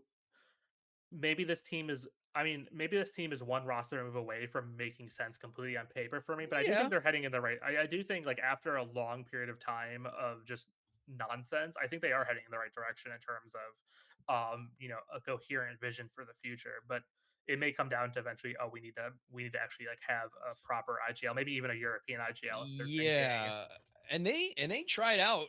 I know some of the players they tried out. I know for a fact they tried out somebody as an IGL who I actually thought was almost 100% of a guarantee. Who I'm not at liberty to say, but like it's not like there wasn't a lot. There was no lack of trying. It seemed like for them to lock somebody down to IGL, but it never really seemed like it was their full focus based on my personal individual knowledge. Right. It just I wasn't did. all there. And it does seem like the goal for I mean, you can tell the goal for them is obviously return to the major. They're not going to play frag and then go play 3 European lands and most likely come back and play another frag ahead of the major Right. if they're not aiming to, you know, optimize their route to the major. I just wonder when like the rubber will meet the road for them playing without a proper IGL, or if they, kind of rise to the occasion and figure it out. Yeah, I guess we'll have to wait and see. We really will, and I am excited to we do have them qualified to the Eagle Master Series, so we'll get to see a lot of them online, and hopefully that will sort of reveal sort of what's going on in that team and what their whether that result at Frag Miami was a honeymoon period or if it's something Right. they can do sustainably against, especially this lower level of competition that we're going to have this season. Yeah. Moving on to our next topic, something surprising is the return of Steel to action. We had him join Sports Bet Expert about a week and a half ago in place of they got rid of Evan and then they lost, of course, Rec to Wildcard. Uh, thoughts on Steel's return to action? Um, we got to play against him on LAN when he was on Undone, and that was the team that knocked us out of that frag tournament at frag 18. And I wouldn't say that he was like I wouldn't say that he was bad by any means. He kind of owned us individually, but it just kind of felt like in hindsight we weren't ready to play very well, and he just came on the day like super hot, and it felt like his energy was really high, and that's something that I think people are doubting when it comes to the whole like 36-year-old talent conversation, right? But like I wasn't impressed with the attempts for him to come back uh recently in the way that I was hoping to be. Um I was really hoping to see a little bit better from him individually speaking, and on a team that doesn't really have like explosive amounts of firepower, that kind of worries me, right? Like he was already on an undone team with a couple of players who could prove to be X factors here and there, but now I look at that roster and it feels like it's just all kind of soft as far as that, is concerned. And I'd like to be excited. I want Steele in the scene. I think it's cool that he's in any capacity participating with teams, whether it be as a player or a coach or, even on broadcasts. I enjoy his work there a lot, but I just don't foresee it on paper being what Sports Bet Expert want it to be. They It lost to is. Tiski's team last night, or the That's night I before. don't. Well, and we'll definitely we're gonna get into that. I mean, that's tough. That's. I mean, losing's tough, but losing a best of one in advance isn't really the end of the world. I would say probably not. But here's the other thing, right? So they had this player, this SML guy. Do you know anything about him? Obviously, you're someone who's involved in collegiate. Maybe you've heard about him. Like, Well, do we? he's from Portugal, Right. Good start. and that is the extent of my knowledge. So no, Yeah. I'm not very familiar with this kid. I will. Yep. I think That's he came from was he on like an academy team in Portugal or something? I don't know where he came from. To be he was on this team called Agency Clan. He has like 4 maps on HLTV. Yeah, I don't know. Lives in America now apparently. I don't know. Yeah. Their owner Pete has told me that he rates him very highly, so I don't know what that's worth, but and you know I don't know. I feel like Steele wouldn't play with like a total bum, you know what I mean? Like I don't think he would be like, if this SML guy wasn't like decent or showed sometimes potential, I don't think Steele would be like, yeah, you can't sign him. Yeah, I mean, I'm excited to see what he's capable of. I like when there's some entities that are more unknown than anything else, right? That's going to be something fun to keep an eye on for a team that, like I said, I don't really have the greatest amount of faith in individually just yet. I think that that could be the player that maybe changes that for me in time. Like he could be that somebody who's just a diamond in the rough. And Steele, historically speaking, has made teams greater than the sum of their parts. So I don't know when the last time that he did something that like that was, to the extent that I think again sports bet expert want it to be. But I wouldn't put it past Steele to make the best out of this kid. He'd probably give him a good lesson or two to make him the player that he can be. Yeah, definitely. And they're kind of like the rosters collectively pieces that we've seen play at like the upper level of the NA like domestic crowd. Freshie, OG Wizard, Steel, Trojan to an extent. But like you said, this roster does seem it's kind of like a bit soft compared to maybe like compared to like a lag or compared to like a boss or what have you. Yeah. Um, So but I think overall, like we're of the same mind that hey, this roster could be decent. It could be get some wins. OG Now Wizard, I have faith in still. I want to I see love OG Wizard. I Yeah. love me some OG Wizard hopping. It's Yeah. great. It's mega. Yeah. Like in my mind, I'm trying to like brain out a way this team works for me. And it's like Steel calling very well, raising talent in OG Wizard and SML, and those two guys become Star Rifler, Star Op, Freshie supports, and who is their fifth? It would be Trojan. Trojan is still in there. Yeah, then Trojan probably just fills in the gaps from that point forth. I mean, best will in the world. They need to play 5 games, and Or then they would can. Freshie be entry? I don't remember. Um, couldn't tell you.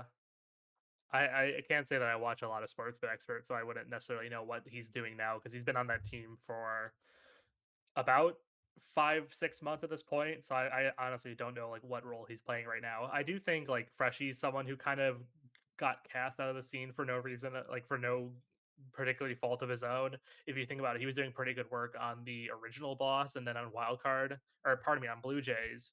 So I think he's maybe worth more than a first appraisal. And he does have bring some level of experience to the table. And if they have to, after 5 games, they can always replace Trojan and try to find an upgrade. It seems like this owner, Pete, the owner of Sportsnet Expert, does seem like he wants to kind of have a dramatically successful team. Ship of Theseus going on right now. For those of you who don't know what that is, that's a ship It's a where ship owned by this guy Theseus. All right, yeah. moving on. Yeah. All No, they're no, right, but quite good. literally they're like peeling apart the ship board by board and replacing it with other pieces. And it's at what point is it just a different team entirely? And like, so far, there's only two remaining. It's Freshie and it's Trojan. So, Well, technically, or was Freshie OG wasn't. Wizard initially there? No, Freshie. Neither of them are actually original players either. Originally, it was like Evan, Trojan. Oh, that's right. So Trojan's the only one left. Yeah, Oh Evan, crap! Trojan, like uh Sergeant Hash, Right. Backs, I think, played. Bags. Yeah, I played Yeah. against that guy, Sergeant Hash, so many times. We played them in Open 10 finals, actually, fun fact. I just forgot. We, at Fisher College, I say we, I was Bro coaching. thinks, yeah, bro thinks he's on the team. Yeah, I was coaching at that time, but or no, or actually, no, I did play. No, hold on, give me 1 second. This is something I need to throw into this to know for sure because it's important lore.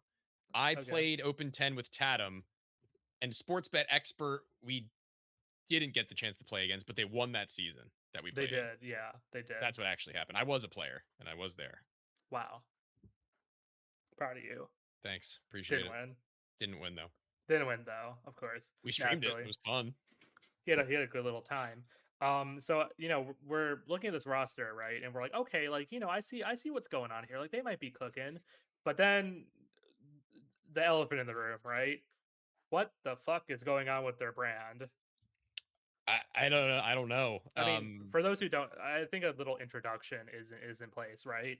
Okay, so Sportsman Expert, for those who don't know, is these this company slash this guy named Pete, and what they do is they say like, hey, you know, the White Sox are playing, the Diamondbacks, and we think the White Sox are going to win, and if you pay us, a certain amount of money, we'll give you more winning bets, and you can become rich with us through our Galaxy Brain like betting, insights.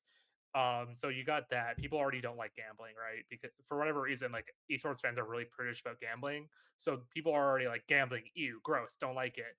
And then this guy uses his org's account as like his personal account. So anything that comes to his mind, whether it's like political opinions, whether it's like arguing with like Node or arguing with like teams on Twitter, like he adds that to the equation. And then like right wing political opinions, and then like every time they lose a Picking best of fights with people in the picking Counter fights Strike scene, not related to with actually like any political things. You're just choosing to kind of shit on people for fun sometimes, and I'm just like the boss fundraiser. He was like, "Go fuck why? yourselves," basically. Why Like, tweet is my thing. Why why tweet? Like, do you want fans? If the answer is no, why waste your energy on tweeting in or the first place? why not Like, use a person? Like, you can be as outrageous as you want on your personal account, but when you start using like your brand's account as like your, as your bullhorn to start, shit talking like other pros, to start shit talking, the fans, start, talking right wing politics, and all that shit. It's like eventually you're gonna start having people rooting against your team just because they don't like you, and that's I kind mean, of like, like dude, it's like the biggest egg on their face ever is they fucking tweet, did Wildcard just really lose to some team called F5 and then proceed to lose to Tisky and Fat Guy 3 days later. Like, you can't be the guy who chooses actively violence if you can't handle the violence in response. Like, you are actively inviting those people to not only not like you, but then actively seek you out to make you a point, right? And that's exactly what happens. Like karma comes full circle. and it's just like it's gonna eventually start pissing people. Like it's already pissed people off about this team. Like you see this team post any And I tweet, wanted to and it's work with like, those guys. I wanted to work with them too. and then what happened? Well, then what happened is that with there being kind of a lack of communication lines, all this kind of just spiraled down. And I'm like, well, I guess I dodged a bullet by not getting the chance to work with these guys. So like they lose to, you keep bringing this up. They lost to that Tisky team. Is it Memories or whatever? Yeah. In an advanced best of one, I think it was like 13-11, 9-13, something like that. A close loss, a best of one in advanced. I'm personally of the opinion regular season advanced doesn't matter like at all. It's not VRS ranked. You can make playoffs by getting what, like 7 wins. So you can basically go even in a series and you have a pretty good shot at making playoffs. If you get like one more win than that, you're guaranteed mathematically for playoffs. It's a new team, and this guy goes on Twitter and says like, tonight our CS2 team had its most embarrassing loss ever. I'm not happy about it. Last time we had an embarrassing loss like this in Open 910, I picked up Trojan Evan. We won Open. Okay, it's open to like, you know, it's But then fucking open. he also This tweeted time after that around, nothing matters. He also I'm gonna I'm gonna automated. have to pump. I'm gonna have to pump again. So like you're already gonna be replacing players. But then he What will also I? tweeted that nothing matters. He also tweeted that the BO1 in regular season advance doesn't matter. So like where is the Does it consistency? matter? Does it not? I mean, I the don't correct know. answer. The correct answer is like an org owner. I don't think should really care about advanced best of ones. To be completely honest with you, it's the VRS ring matches that matter. Anything else is just you do the bare minimum to get to the VRS. Like that's how I think every org should be treating these F5s, these reign above, these sports experts. Any team that's like that's playing advanced or is at advanced level, you stream your matches, you get someone to stream your matches, you celebrate the victories, whatever, but you don't crash out over a loss in advanced playoffs. It's just so unprofessional to me, and it just makes you look like kind of like out of touch. Yeah, I don't know. I Or don't know. here's one, right? Posted from the time we're recording. So we're recording this at 6:30. Posted at 1:50. Yo, where's that POS piece of shit Stu been? So presumably Stewie. He's been scamming dudes. Haven't heard his name since. Zero retweets, zero likes, 157 views. What is bro cooking? What is he doing? I don't, again, I just feel like I have to continue to say I don't know. Like It's just like you can it's have any unheard of. dumb opinion or start instigate or whatever on your personal account. Like people don't go to like advanced org owners accounts and like expect like them to like cook, but they don't put that shit like on their brand account and like start Yeah, instigating. yeah, it's unheard of. It's just awful because I mean, I've kind of circled around this point a couple times. It's going to get to the point where people are going to be like excited to see this roster fail just because it hurts their I already ability know to people who yell. are excited to see it fail. Unfortunately, for the players who I enjoy and actually like as people, I know a lot of people who go into these things and they actively type out, "I can't wait to watch them lose." Like that's already where they are. It only gets worse than that from here. You know? Or like someone like so I think getting steel for an org of this size is like a steal for them. Good one. Convincing this like 36-year-old. Good one. It's a steal. Oh yeah, yeah. That wasn't intentional, but I'm just the Just best. so funny. Just he's done it again, again and again and again. So you get this guy Steele, 36 years old, has been a pro player for like 20 years.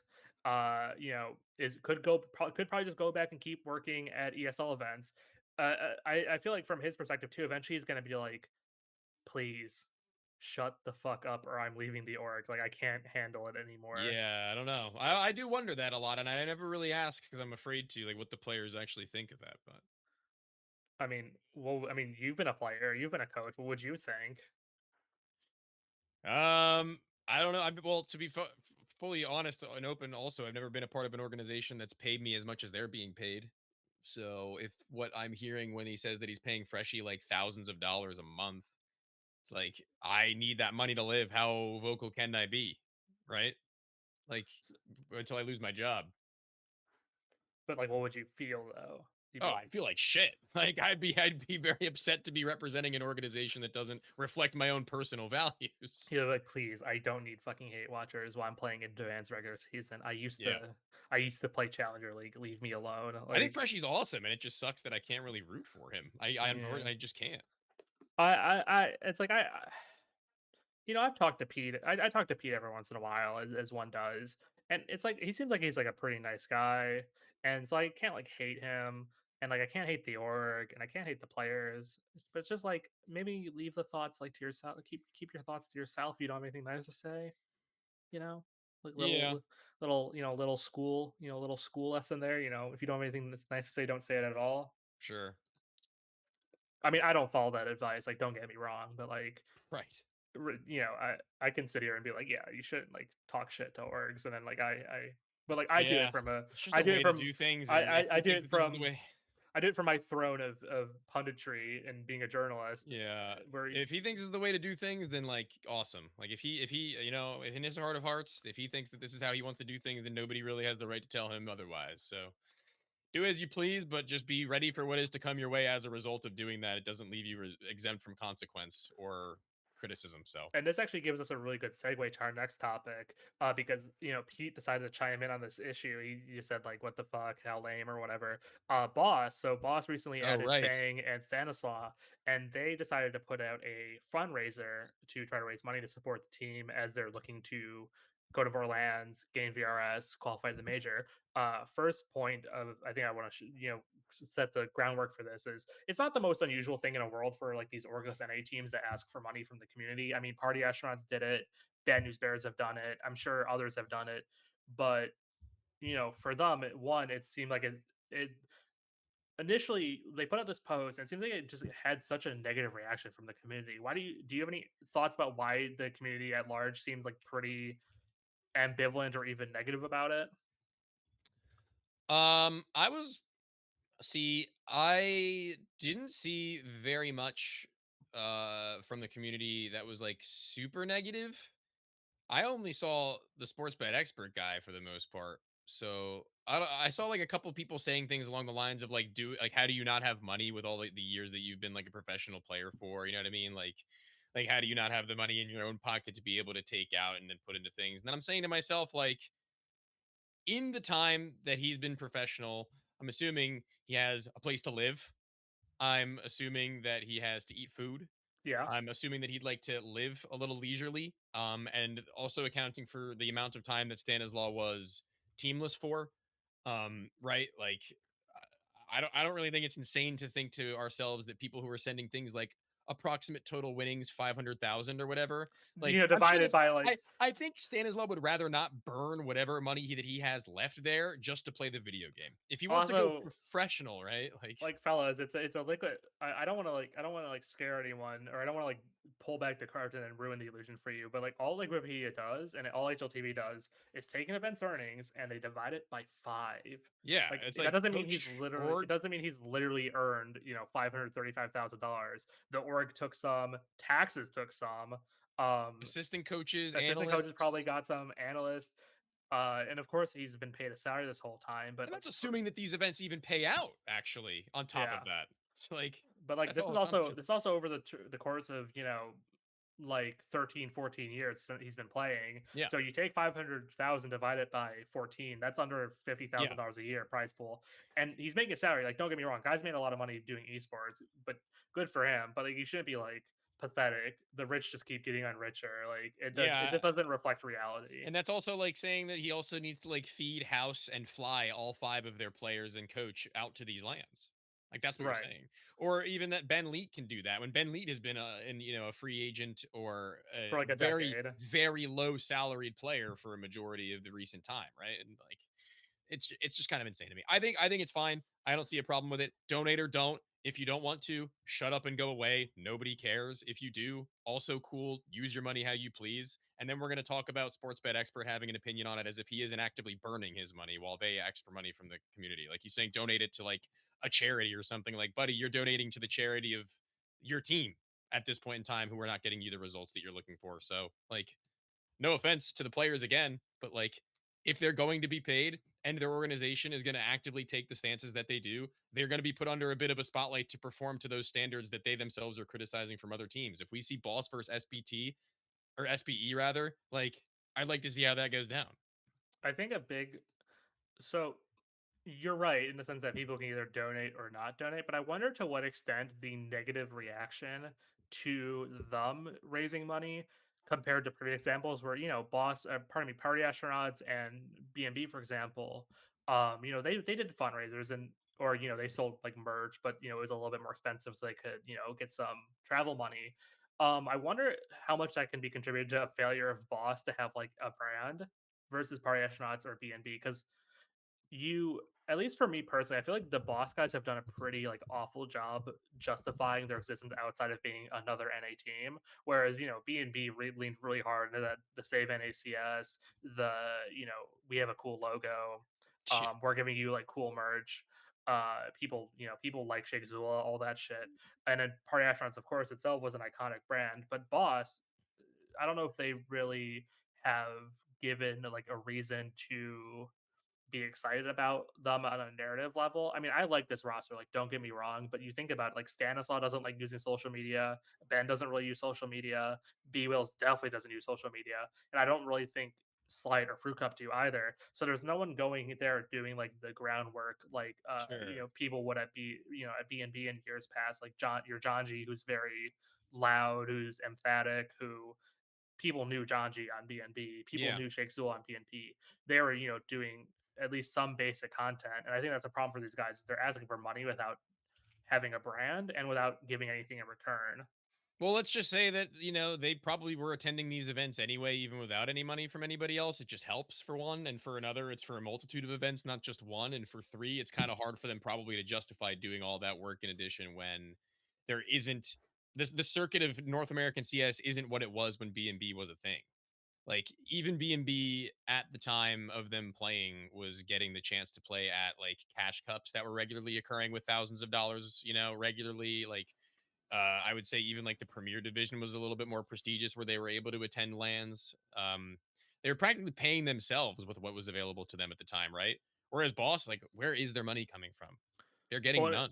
and to your point as well, I think it was probably good for them that, they were around during COVID and there was all these online events for them to play. So fans got to see Bad News Bears like every single weekend. They got to kind of follow the team through their journey. Where if you look at Boss, like they haven't played a single event since Flawman, and that's not because they've been like dodging events. That's because there's been no damn events this month. This month's been very, very boring for the NA Yeah. scene. There hasn't been a damn thing going on outside of qualifiers. Yeah, and that's tough. That's really tough. And I think that Boss are going to be like really looking to come into these events and like put their money where their mouth is as far as their results are concerned more than anything else. You said that they're not offering anything like content wise or like, grassroots rise for like fans and things of that nature, but like there are a good number of people I'm sure that just want to see North America win and they see this team as something with potential and they'd be happy to support it if it meant that in even the smallest degree, right? So I think that that's what they're really like leading into more than anything else. They're basically like watch us kind of thing. And if they fail, right? But, I don't think that these players are going to be taking anything lightly or for granted. I think it helps them that they have Stannis on this team because people, I would say, generally know who Stanislaw is and they generally like Stanislaw. But you said, people are like, watch us win and support us. But do you think they do enough to like in this crowded field of teams at that similar level? Do you think they actually have something unique to them that would people like, we can be like, oh, we really like Stanislaus calling, or we like, B Will's support player, whatever. But like something for a casual fan to to cling on to and be No, like, I don't think that's so. that's my problem too. Is like I don't think I there's mean, dude, anything. honest and truthfully, I think you hit the nail on the head. Just get a cool logo. Get a cool stop that. They got Bentley on the team. Just revive Party Astronauts. Dude, low key, Yeah, that'd be cool. that'd be good because the thing is too. Obviously, Boss is Hugo Boss, Yeah. the or the fashion company. So I think that's a problem for them too, is they can't really monetize their brand because if you look at the the Boss logo and this perfume company apparently, it's pretty much the exact same thing. It's yellow text on a black background. So I'm sure if they try to start selling merch that's Boss, I'm sure Yeah. the real Boss will be like, well, hold on now, lawsuit time. um and yeah, it's I just like I don't think this team's very exciting. I actually like it. I'm pretty cool I with it. no, I like it. Like there's a difference between liking a team and thinking a team's exciting, like I'm excited to narratively see Fruit exciting. Cup with IGL Stanislaw. That's my big thing. Yeah, which that's like another thing. I think that's like something like the enlightened thinking man, the thinking man is like into. Sure. Whereas Sure. like I think the casual fan needs like Neuron activated casual fan isn't getting any neurons activated. there's no neuron activation from like the one tweet Stanislav posts every 6 months. Right. Yeah, I understand. And I agree. So I mean, if you look at their fundraiser at the time of we're recording this, they've raised $1,000 of 1,500 or 15,000, excuse me, and I don't think they're going to hit that because I don't think they've made a really compelling case for why people should Hmm. support them, which is a shame, but also unexpected. I would say probably not. Yeah. Well, I mean, in due time, I think the results are going to be the thing that they might need to like say if they do well, like they have to be like, all right, maybe it's time we step up our game a little bit outside of just playing the game, right? I hope that that's the next step. Attend one land, do relatively decent, and then take it a little more seriously as a not a business model per se, but I would say as just a brand that you're representing and you're representing yourself as a reflection of that, and you want to move forward in your professional career. So, Now, finally, we have some good news to talk about as we move on to our next topic. Other than Skinrave dying, Wildcard being a draft, SBE being a mess, Boss's fundraiser not succeeding. What we do have good news to talk about, though, is that we're going to see a lot of NA teams head to LAN next month. Just for a quick breakdown, we heard recently that Wildcard are planning on attending the Swedish event Level Up London, and they're immediately going to Latvia to play in the Urban Riga event. Marsborn are going to be heading to South America this week to go play in an Argentinian event, and they also want to play in Brazil like 2 weeks after that. And then Voca are heading to Portugal to play in the Roman Imperium Cup. Uh, there's a lot to break down here about the benefits of this, but what are your initial thoughts about all these teams heading abroad? Well, here's the cool thing is that can now, as opposed to like other teams coming to North America and invading, if you want to call it that, right? And then to playing in our events and us saying yada yada yada yada, like we're gonna be able to stack up a Marsborn against South American competition predominantly and see how we stand as international Counter-Strike goes, right? Like, can we translate being a dominant North American team into being a dominant team in other lesser like tier tournaments? Like not like what do you want to call it? Like at like the fire contour event that they're going to at Marsborn, like you're not going to be seeing uh Furia, right? You're going to be seeing MIBR. So can we do it there against the same level of teams that we have in North America that we stack up against the Europeans, right? Like our wild cards, our M80s, our NRGs, right? Like can we actually deal any damage there, or are we just middling or just outright not even close? Because you'll see people come into Twitch chat all the time and be like, you know, put X or Y team in Europe and they get slammed, those kinds of things. And I'm like, well, let's do that. And now I think for the first time in a long time, we're going to be getting that a little more regularly, won't we? Open sign up lands are just fantastic. Like, I mean, I love it. It's awesome. The It's fact that there's so cool. many, the fact that there's so many lands in every single continent that a team can literally just fly to and be like, "Hey, I'm here, I'm playing." Welcome back, Um, DreamHack Open. yeah, Like, well, good. I mean, but actually open, yeah, but literally but open. Yeah. literally open, the truly open.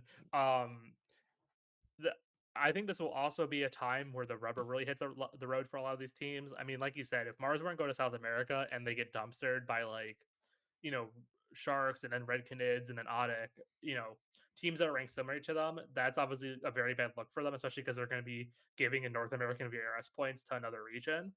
Yeah. Um, Am I expecting them to win the tournament? No. Am I no, expecting them to remain competitive? Yeah. Like I I hope am. so. Like I'd like to believe that we could be a top 4 team at It'd that be event nice. at That'd be best. nice. Yeah. Even that's pushing it a little bit, I would say. But if we did, it'd be great. I'm saying like top 8 more realistically. I think Marsborn getting a top 8 is what I'm expecting. I think the one I'm most interested in, where it's like, okay, I don't have an idea. Well, I haven't. So Marsburn going to South America, they've played some of these teams before. Sharks regularly flies up here to play frag events. We kind of have seen like that conflict play out. We've seen some of those teams in our region, and we know generally South America is a bit of a stronger region right now. And then with wildcard, so I'm excited for Wildcard to go to Europe because that's complete unknown. Like they're still trying to figure out their roster. They're going to get a lot of time, get a lot of land rep to figure out like what they're doing, and they're going to probably come back a lot stronger as a team. The one I'm most curious about though is Voca heading to Roman Imperium land, and I can share something with you about that if you want to see the team list. I Um, have the team registration right now, or if you have something different than that. I have an article. I mean, if Oh, you okay. have the team list, like by all means, go It off just of says that. 12 of the 24 teams. Is there more confirmed? No, no, no, no. Your whatever you're using is fine. Okay. I didn't know if you're able to find it. So this is interesting, right? So we're looking at this Roman Imperium Cup. For those who don't know, it's a 10,000 euro Portuguese land starting next week or 2 weeks from now. No, actually March 12th. I'm completely wrong. Excuse me. It's starting in early March, so right before the major cutoff. And you're gonna see teams like big teams that you're gonna see nine. You're gonna see Hotu, who's that Russian team that's like top 20 right now. Inner Circle, the Ukrainian team, NIP, Sharks, Passion UA. Voca's going to head there, and what are you thinking when they actually play like top European teams? Because a couple of these teams are top 30 in the world. I think they'll probably get bounced. I don't. Yeah, I don't unfortunately find Voca to be all that exciting. It's something we've seen before at its core. It's something that we've been, already pretty much privy to. I think that it would take not only like not a level up necessarily from the individuals, but like they would all need to be at their absolute best to make me believe they take these teams to 3 maps and make it competitive, right? I Like think I'm on the same boat as you. This, for better or worse, you kind of know what you're getting from Voca. It's the same players who have always played together and who always get top four NA events, but that's kind of it. Yeah, but also I guess at the same time to give myself a little bit of hope is that when they had added Infinite into the team, the most recent player on brought on, I think that when we look at their results at both the Miami LAN as well as the Las Vegas land, right? Hmm. Like there were glimpses of some good things. Like they took M80 pretty far. They took NRG decently far as well, and that's not like a short feat by any stretch. And they were obviously remaining competitive and even beating the teams that they're probably typically compared to adjacently, like Rave. Hmm.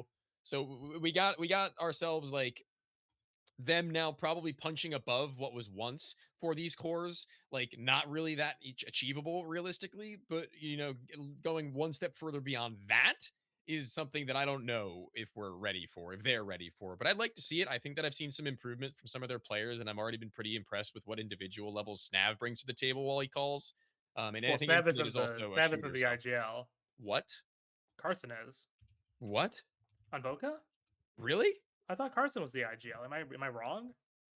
Maybe he is. I just didn't know that. I mean, Maybe that's why Snap looks so damn good. maybe you're like, damn. I always thought the whole point was that they brought Carson in to take over from Snav, so Snav Ah, could go back. unfortunately, I didn't read the article. Oh no, no, he totally did. He's the I talked to them and I talked to Carson Oh, in cool. Vegas, and he's like, yeah, the whole point was for me to be the IGL when I would only join as the IGL. So yeah, Okay, well, he I think so Snap looks that's like one of their best players. well So, that's probably why. yeah, all right. Mystery solved. Good work, Carson. You're getting the best out of your Yeah, pieces I was right gonna say you're there. like, damn, Snav's really raised his level recently. He's calling and fragging. No, he's just I mean, fragging. yeah, dude. They played against M80, and he was an absolute beast, dude. He's one of the best ancient players in North America, in my opinion. By the way, period. Fantastic. I don't know what the I don't have any like counterpoint to that. If you think he is, I'm Just a happy. side point. I'm happy for you. Yeah, happy to hear Happy. that. Sorry to hear that. Or I'm happy for you. I'm not reading all that. Yeah, I'm not. I don't have anything to expand on that point with. Um, but yeah, I think the only downside to this, the only downside I can see to more NA teams heading abroad is that they're not at home Sure. Yeah. I because mean, I think that's also going to be great for them though when they bring whatever they experience back home. That'd be pretty nice. but like it's without Voca, Wildcard, and Marsborn to scrim against, it's gonna be some thin pickings for Oh, NA that's true. team. Yeah, that's And true. M80 will probably be gone at like a PGL or something. And obviously Passion UA doesn't live in North America anymore.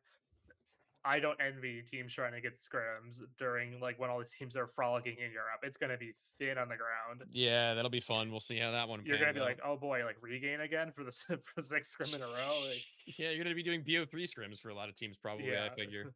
Oh boy.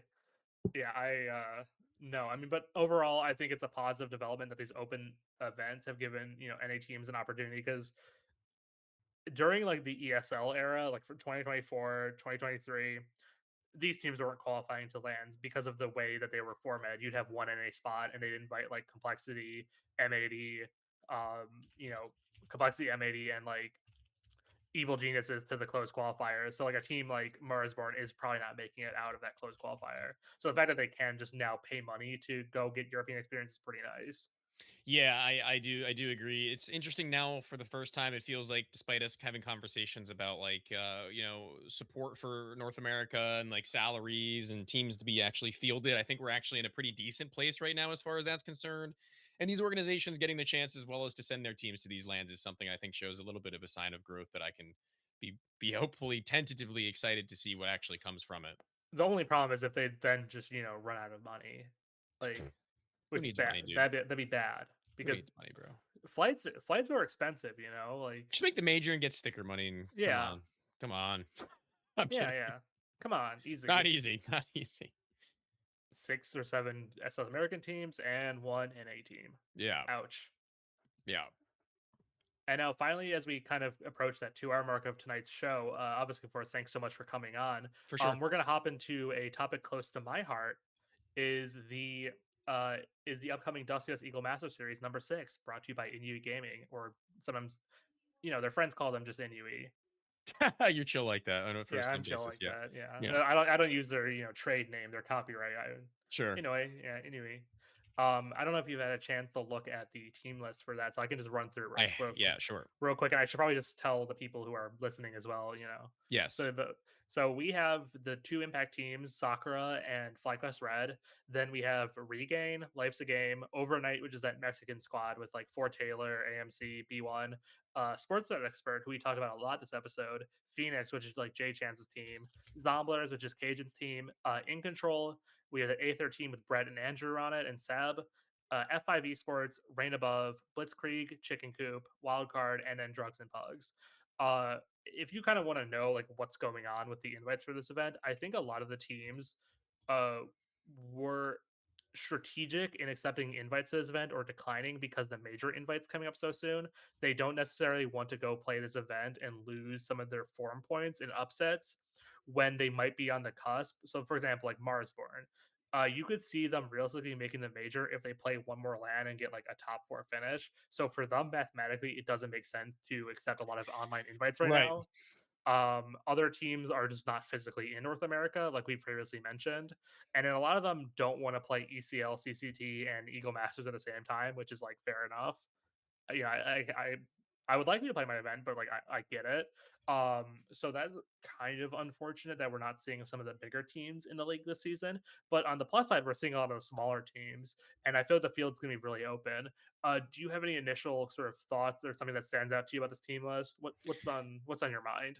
Yeah, I'd say that there are a couple of teams right now that are gonna get a good chance of getting officials in a best of three scenario where I assume the group stage is going to be all BO3 still, right? Yeah, BO3 Celeste. Yeah. Yeah, so I figure there are going to be a lot of teams that have the chance to get some upsets, showcase themselves a little bit. I think that you're looking at like a F5 and a reign above for teams that I think have actually shown some glimpses of greatness here and there. And I think that they have individuals that are very passionate about the game too. And they're also very good friends and teammates and outside of just Counter-Strike, right? I think those are two names I would say that aren't necessarily like dark horses, but teams that getting the chance to play against some better teams and officials is going to be pretty good for them, and maybe even find an upset here and there. And then I guess if you want to get my like thoughts on who I think is going to place like top four, Yeah, go ahead. Yeah. I got like I think Wildcard makes a run to the final and wins pretty confidently. I think that's what I was alluding to before. I think Wildcard should very much just get into every game and It would win. be pretty embarrassing for them not to do that. Like we kind of have talked about the issues this team has, but best will in the world, they should probably win this event based on They're the shooters. their shooting ability, yeah, and the fact that they're like the only like full time org in the event. Yeah, they can hit really hard, those guys. And then we're gonna be going, I think, with a top three of lag, um, regain, and zomblers. And I think that the wild card would be sports bet expert. If I had to pick one of those teams to actually make the final, I don't think I could, because I think it's actually going to be a really, really cool semifinal if those are the top four and wild card just annihilates one of those three. I think that the other semifinal is going to be really fun.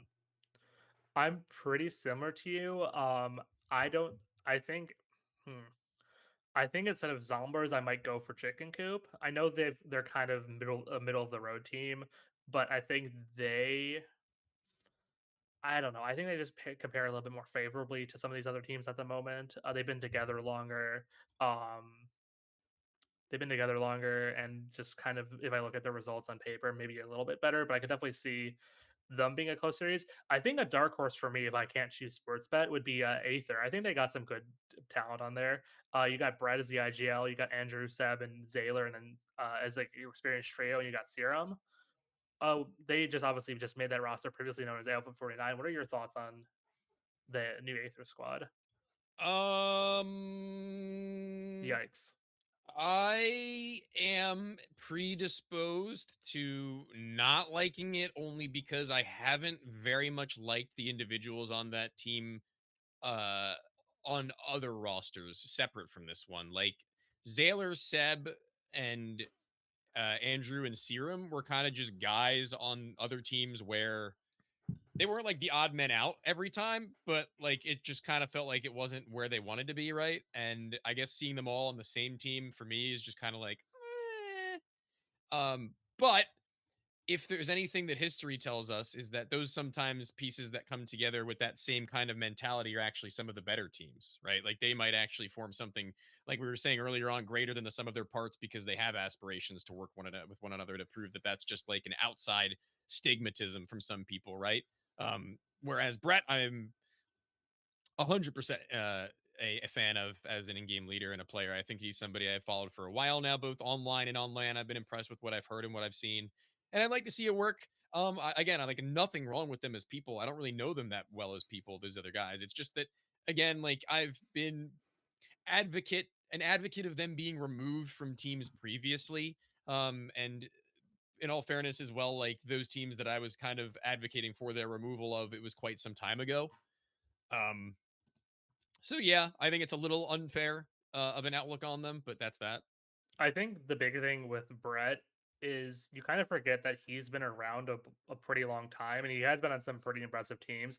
He's just one of those guys who just like sometimes I feel like sometimes in NA you fall off the horse and you just get left like in the fucking wilderness. Do you know what I mean? So like Yeah, think about this, I mean right? His Stanislaw had that for yeah, one. like his four like most recent teams of note were Wildcard, Boss, went to the RMR, Fluffy Aimers, which is a pretty good squad, and then lag, which I think is a respectable like NA playoff squad, and then he kind of falls like that's where I think he falls off the horse because he ends up with like Money Crew for a while, then he's with Outfit 49, and then he's with like Aether and like I don't want to yeah, see this be the future of Brett. I I don't don't want to like it. see me too. I don't want to like this is like no disrespect to any of these teams, but a year ago you were playing for like Boss and Fluffy Aimers and Wildcard. To go down to this level, I don't know if he's just like unlucky or if he's just rubbed some people the wrong way, but I don't think this is like where he deserves to be. Like I think he should be in IGL for a more pedigreed team. Just like a slightly better team, even Like like I don't know. Like I yeah. thought it would at least be somewhat sideways him being removed from lag, right? Like somewhere that I would be like, well, I can see that being something good. Like even like I don't know, a regain.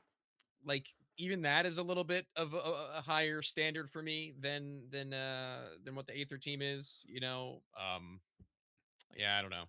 What do you think about that regain team? This is something I kind of want to pick your brain on because I know you're working with Chanti who used to play for regain. And this team has been around for like a pretty long time. Like now that we're approaching like the second or third year of this core, like what's your thoughts on this team? Um, well, I am, if nothing else, a huge Zukar fan. So let's start with that. Okay. If there is any player who I won't criticize on this team, or if there's any player that I will give the Tony seal of approval to, it's Zukar. That guy is good. I think he's legit. I think he's relatively young. I think he's only like 24. I don't think that that's old by any stretch. I think he still has a chance to maybe You're play for a 20, yeah, slightly I better know. team. I strategically know you're 24, so you're like it's not that Shut up. old. It's And not. It's and not.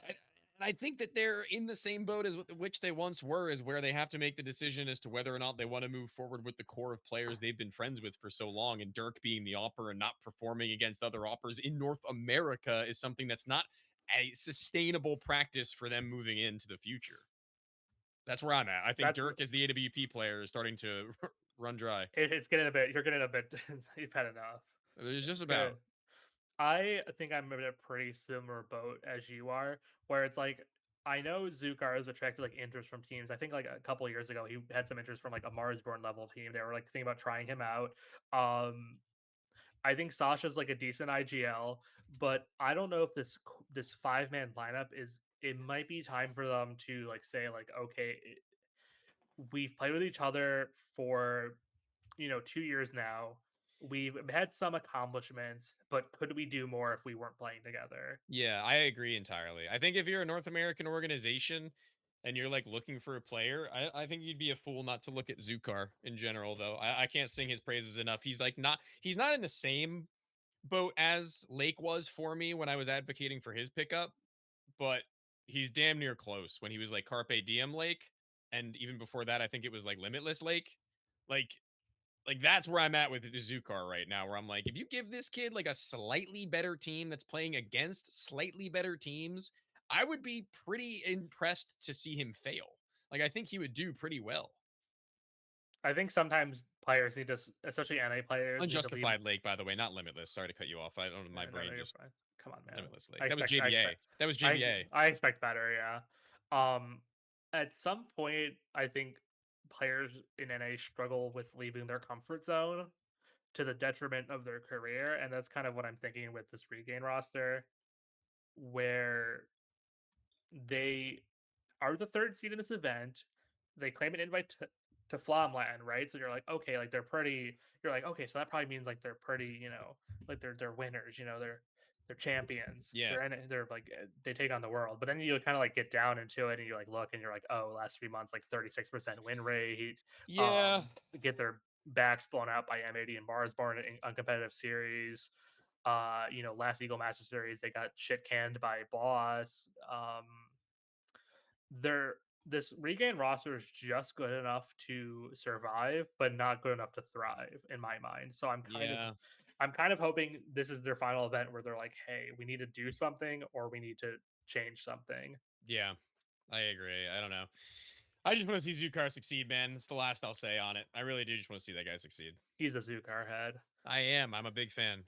And now finally for the controversial part we've been strategically dancing around without mentioning them at all. Our number 1 and number 2 seed at this event are Sakura, former Shimmer roster, and FlyQuest Red. Sure. Oh, I didn't even really do that intentionally, but I I think that mean, they're subconsciously maybe. I think that they're in like an experimentation period right now where they have a lot of moving pieces that you don't really know what you're going to come to expect. I think Fox being a very noticeable key piece to the gameplay of Sakura is going to be something that they won't necessarily miss, but it won't be easy to fill that gap of and expect the same level of not only explosivity, but the team cohesion to work around it too, right? And then you're going to talk about the fact that Fox moves on to Black West Red. Their in game leadership has moved over to Mary. And I was interviewing them the other night when broadcasting. Their least experienced player on the team, as far as I'm aware, in like overall overarching Counter Strike competition, if I'm not mistaken, either her or Vanessa, but I think it's pretty even in that regard. And Well, Vanessa's been around for a while. Like she was yeah, on Evil Geniuses and all that. So you're like, okay, Emmy back to a rifle, no longer opping. Fox, the first time I feel like on FlyQuest Red in quite some time now, we felt some serious op presence in general. That it becomes like a focal point of their play again, right? So yeah, I don't really know what to expect, although I know it's just not going to be easy to make those changes work. Like they're not going to snap their fingers and be like, "Yes, we are a better team today because we made these changes." Can they be better teams in like a couple months? Yeah, I think so. I expect so actually, but it's always this eternal issue where it's like I'm supportive of I was a supporter of the impact scene, but neither of these teams like proved they could hang at the MDL, like the ECL level last year. And so I think this is going to be a pretty rough event for both of them having made changes. And then, on top of just kind of like what we've grown to expect, yeah. you something you kind of have to think about as well is this isn't them coming in to like the last Eagle Master Series or the one before that where they're like the 11th seed. This is them coming into the event as like the first and second seed.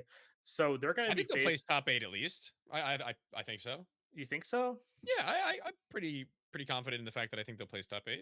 I personally, I have some level of, I'd be surprised if they did. I have to disagree with you there. Okay, sure. No, I mean, fight me. Fuck you. Well, Like, I'll fight you. I mean, I think that they're react, I react. I think Disagree. I think they're like only at risk of losing to a team like I mentioned before of F5 or Rain above, and then it becomes a little bit of an upset situation on like the last dying embers of qualification for the playoffs. But other than that, I feel like expectation for me, even though I don't think it's like 100%, I expect them to make top 8. I think that they've got enough talent on those teams, particularly in FlyQuest Red's case, with the addition of Fox now rounding out what felt like it was a little bit of a gap in the firepower from rifling to op. That as long as the calling isn't just absolutely abysmal for a new in-game leader, I really think that I trust in their system as well as their players to shoot their way out of some situations against most teams here. But I'm not saying that they're going to be taking down the other 7 of the 8 top teams in that playoff contention, though. You know? I mean, that's definitely fair. Like I could see it. I think we can kind of just count out drugs and pugs and blitzkrieg as teams. They can probably be just like these random, mixes.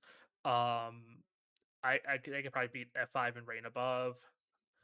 But then that's kind of where I'm like things get kind of tricky. Is it's like I don't know if I they think they have could beat the. In Control. I think they can beat Overnight. I think they could beat Sports Bet Expert. I think they could beat Aether. I think they could beat Chicken Coop. I'm pretty confident in the fact that they could beat those teams.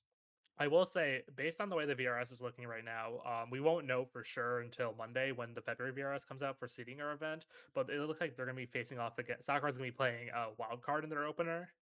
I'm very excited to see FlyQuest Red with Fox, by the way. Side note. You're I very mean, sad. I've already seen it, but Wait, I want to see more of happy it. or oh, you're excited. Excited, yeah. I He want to see said, best of y- threes with Fox on that op. "Yippee!" Yeah, you're Yep, yep, yippee. babe. Yeah, yeah. He's happy. I am. He's Yeah. just a happy little guy. Yeah, sometimes. But yeah, I think yeah, it'll be interesting. I think I'm imagining like a FlyQuest qualify 3-2 type thing. I just my so there's always like that point that people make where it's like none of the impact teams that have hitherto existed in North America consistently challenge like the men's teams. I think one day what you're kind of have to do is you're gonna take Sakura and you're gonna have to take FlyQuest Red and you're just gonna kind of have to car crash them into each other and like take the best pieces from the both teams. Or do you think? I mean, like I think for example, like you probably have to go and eventually be like Empathy has to go over to FlyQuest to join them. Maybe you change IGL with like STX, and then you kind of have the firepower of Vivian, Emmy, and Fox. Or do you think this is already the best like NA Impact team, FlyQuest Red, with just adding Fox? It's a tough question. Um, I think stylistically speaking, Empathy is a player that requires a certain number of resources, as well as the fact that it'll take a lot of change ups around it. That it would make sense if it was the system of STX as the IGL, right? Like that's already something in play implemented with the two core pieces of what their game plans were with Fox and Empathy, and the in-game leader who ran the show. So I think it's tough. I think it's tough. We won't really know, I don't think, until we've tested Marie's abilities as an in-game leader and we see what the other riflers on FlyQuest Red a little bit more comfortable in their positions now are going to be capable of with Fox on off. I think that it could very well be an argument of, do they need more rifling firepower? Is Empathy that answer? And then it's just like, okay, then where do we look? How great is the upgrade? I guess it's the question where it's like, do you think STX with the best impact players is better, or Marie with NA's best impact players is going to be a better team in the long run? Probably STX. I yeah, I don't And I you're don't and you're know. like you're like sure like Marie's the IGL, right? Like Yes, I'm confident. 100%. I'm surprised, be me surprised by that news because I did not know that. Yeah, I don't know. It's going to be interesting. I don't know what the kind of personality that Marie has either, and that's not something that I can attest to. Maybe they have a leadership quality that maybe not many others do that nobody knows about yet, and they have some reason to believe in that, right? And that's something we might see on LAN a little more and more. She seems nice. She She, doesn't seem like to be like she seems nice. I don't know, like You have to she be an seems asshole to be an in-game leader. well. She doesn't seem like someone who's gonna like put her fist through like someone's monitor, like which is like a probably a good like stepping stone for an IGL, someone who's like Yeah, emotionally mature. I'm always like an emotionally mature guy. Important guys, kind of like important, sure. But yeah, that's my take on Dust 2. That's pretty much what I got. That's my take on the Dustios Eagle Master Series number 6, brought to you by INUI as well. Powered by Um, Inui. and I'm really hoping that people get a chance to check it out. It's gonna be starting February 2nd, running till February 22nd, and it'll be live every pretty much every night on kick.com/DustyUS. And I'll be Uh, featured on there at some point too, guys. we So haven't don't announced forget that that. yet, but yeah, we're moving over to Kick. What? Dude, What did you just announce that on this? Is this the announcement? I kind of forgot to announce it until I like ever actually, so I should probably do that at some point. But yeah, Yeah. and that's like one like how do you feel about it? What's your thoughts on the old kick.com? I actually don't really have a feeling one way or another. I kind of steered clear of whatever the drama was about that whenever it went down. I don't know. If you're getting more money, go get your friggin' bread, I guess. I don't know. I it's The world here's is the so screwed up where you like wherever you can get money at this point, I feel like it's just that's kind of like you just got to get kind the of what money. yeah, that's So, kind of like that's the reason we're going is Twitch is pathetic how much they pay you, and Kick is probably a little too generous with how much they pay you. And I would rather be with a platform that I lose a bit of viewership and get paid more generously yeah, and have people bitch and moan than go to than Twitch where it's like pathetic how much they paid. I mean, so be it. mind you, we broadcasted over the course of 2025 something like let me think 7 plus so 12 times 5. We broadcasted like 70 BO3s. So that's like 2.5 hours, Yeah. like 140, 210 hours of broadcast material. And I know we're not like it's an A league, like we're not we're not pushing like 100K viewers or anything, but like the amount of money that they said that Twitch was like paying us for a pretty decent amount of ads we were running per hour. I was like, "Jeez," I was like, "I can't fucking do this. I can't justify this anymore Yeah, I get if you. this is like what we're gonna be doing anymore." And I'm sure the community will have things to say because they're very, very upset about that one French guy, even though Yeah, I don't know anything about the I don't situation. know I anything about apologize though. that. But people just don't like Kick because it's icky for whatever reason. So Fair enough, I guess. Whatever. fair enough. With that, I think it's a great time to start wrapping things up. Obviously, so thanks so much for coming on, and we're hoping to have more episodes of the Justice Eagle Master Series in the future, probably sometime next month. With that, we want to once again thank INUI, and we really encourage you to check out their matchmaking platform because of their skill-based matchmaking, their advanced anti-cheat, their community hub, their behavior score, their being able to play Counter Strike Global Offensive and Counter Strike 1.6 on their event, and the fact that they're a platform that's dedicated to continuously improving. So, with that, thanks so much, and we'll be signing off.